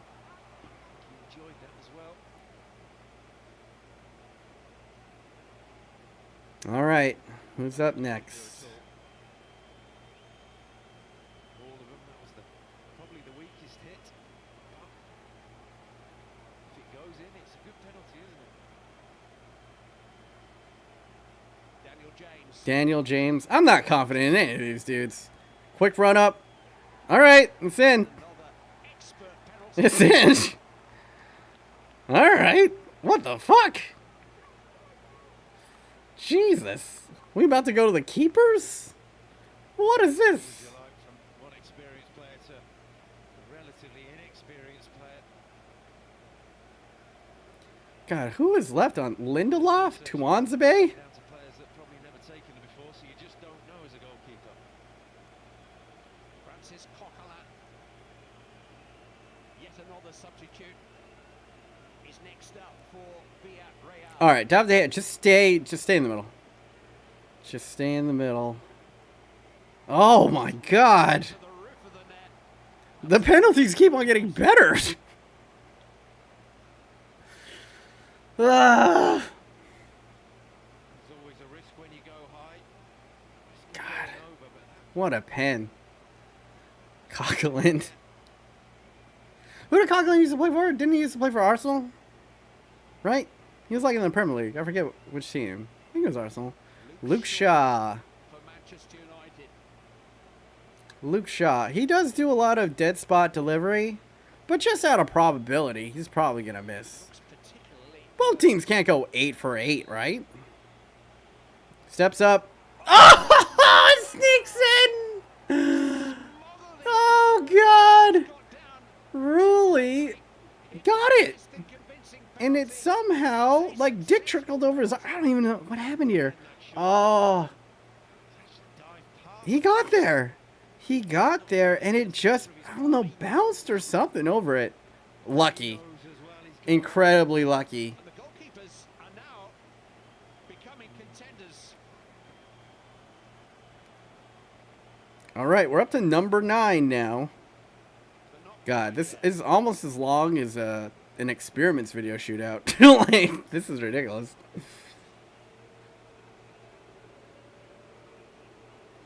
Oh, David De Gea. Oh, God. Man, David De Gea just looks defeated at this point. He's like, I can't, you know, like, what am I going to do here?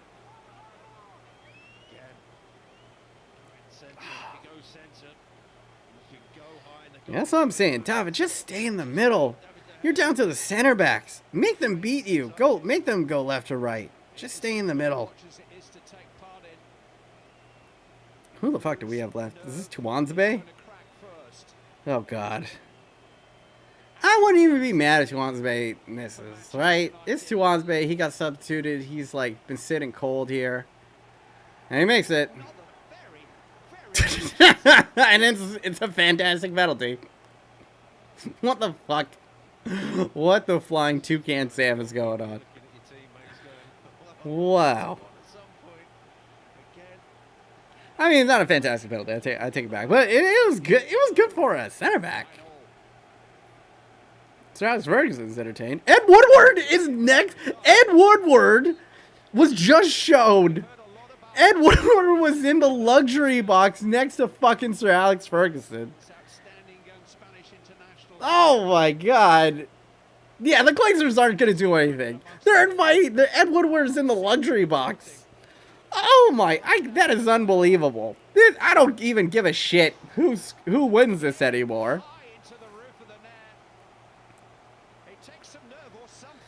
I don't care. The fact that Ed Woodward showed the fuck up. I cannot.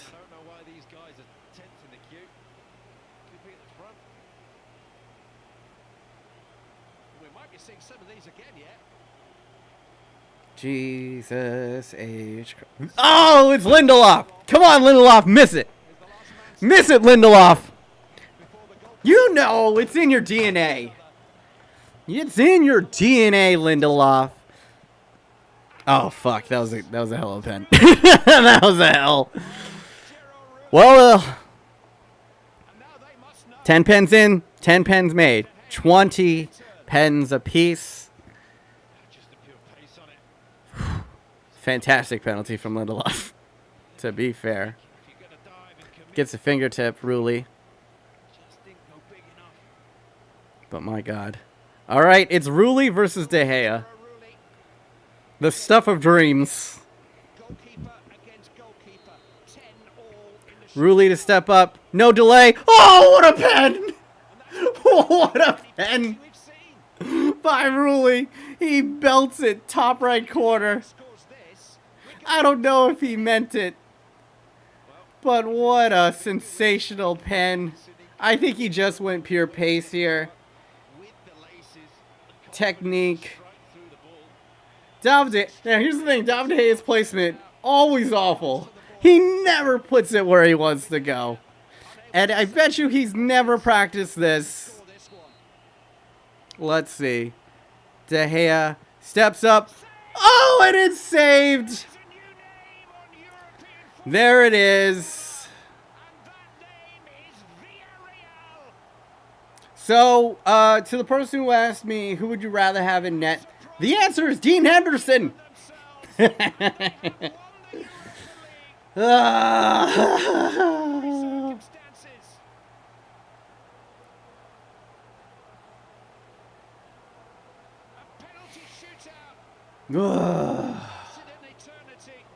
God.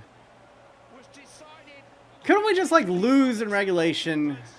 The fact that this, like, had to drag out to near comic, like, parody levels was painful. You know, hats off to Villarreal. You know, I'm sure this is going to be a great thing for Villarreal and their fans, especially after this past year in lockdown and having their fans be able to travel out here and witness this. But fuck them. Nah, I'm kidding, truly. Hats off to them, man. What a fucking shootout. You know? And that's it. That's all, folks. It's been fun. It's been a pretty fun Manchester United season. Heartbreak to go out this way, but you know, no one to blame but themselves. They had chances. They were the better team. And they could not break down this Villarreal side. So, hats off to them. Fought to the very end, and you know, both teams deserve to win. But that's footy. That's footy for you. And if I'm gonna be honest, as a Manchester United fan, I'd like to win Europa. I'm not gonna lie and be up here and be like, oh, Europa. But also at the same time, you know, I'd rather they be playing in the Champions League. I'd rather they be competing for, you know, I wish they'd rather be competing for Premier League titles. But, you know, that's it. Thank you guys for hopping in. This has been fun. GG's all around. You know what I'm saying? Thank you to everyone who came in, everyone who popped in. Thank you guys so much for keeping me company. I'll see you guys in another 4 months. Probably not. I'll stream some of the Euro games. So I'll probably be around for that. I don't know how much else I'm going to be streaming. So just watch me on Twitter. Watch me on like Instagram and shit. Now I'll probably stream some of these games and stuff. But anyway, that is going to be it. I don't got to watch this shit anymore. I'm devastated. Bruno Fernandes looks devastated. I'm sad that Ed Woodward was in the fucking luxury box. I cannot fucking believe that Ed Woodward was in the luxury box. The fucking audacity. You know what I'm saying?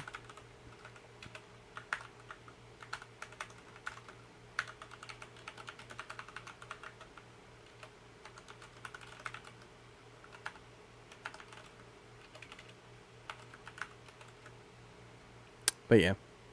Hold on, I gotta get this out.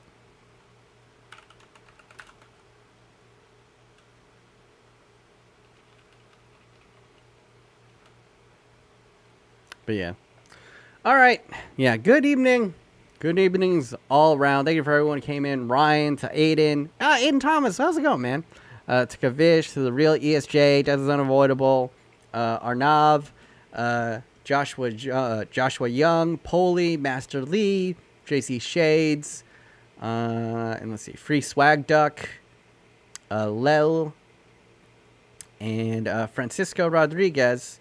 To my boy Rodrigo, yo, reach out to me on Twitter, bro. Let's hook up. If you're in Queens, show me around. I'll show you around Brooklyn, bro. I'm trying to make new friends in New York too. Carlos Lopez, Quirt, Douglas, Luis, Get Gabby, 3 Tiers, Carlos Lopez, Luis Mesa, Doc GNT, I'm Keiko, Balahingo Jr., Dante, Shritska Patel, Koi, Techie, Football 369, I'm the Vlogger, Phil the Sneak, the Sneaky Sneak, Douglas, JID Fan, and Cel Pella, Francisco Rodriguez. Hey guys, it's been fun. Look out, China re-upload video coming out this weekend. More, video essays from the other stuff. And if you want FIFA content and I'm not going to give it to you, feel free to unsubscribe. But until then, boys, stay thick. I hope you guys are all alive and well, and hopefully, your country isn't lit on fire by COVID or COVID restrictions. Wishing you all the best.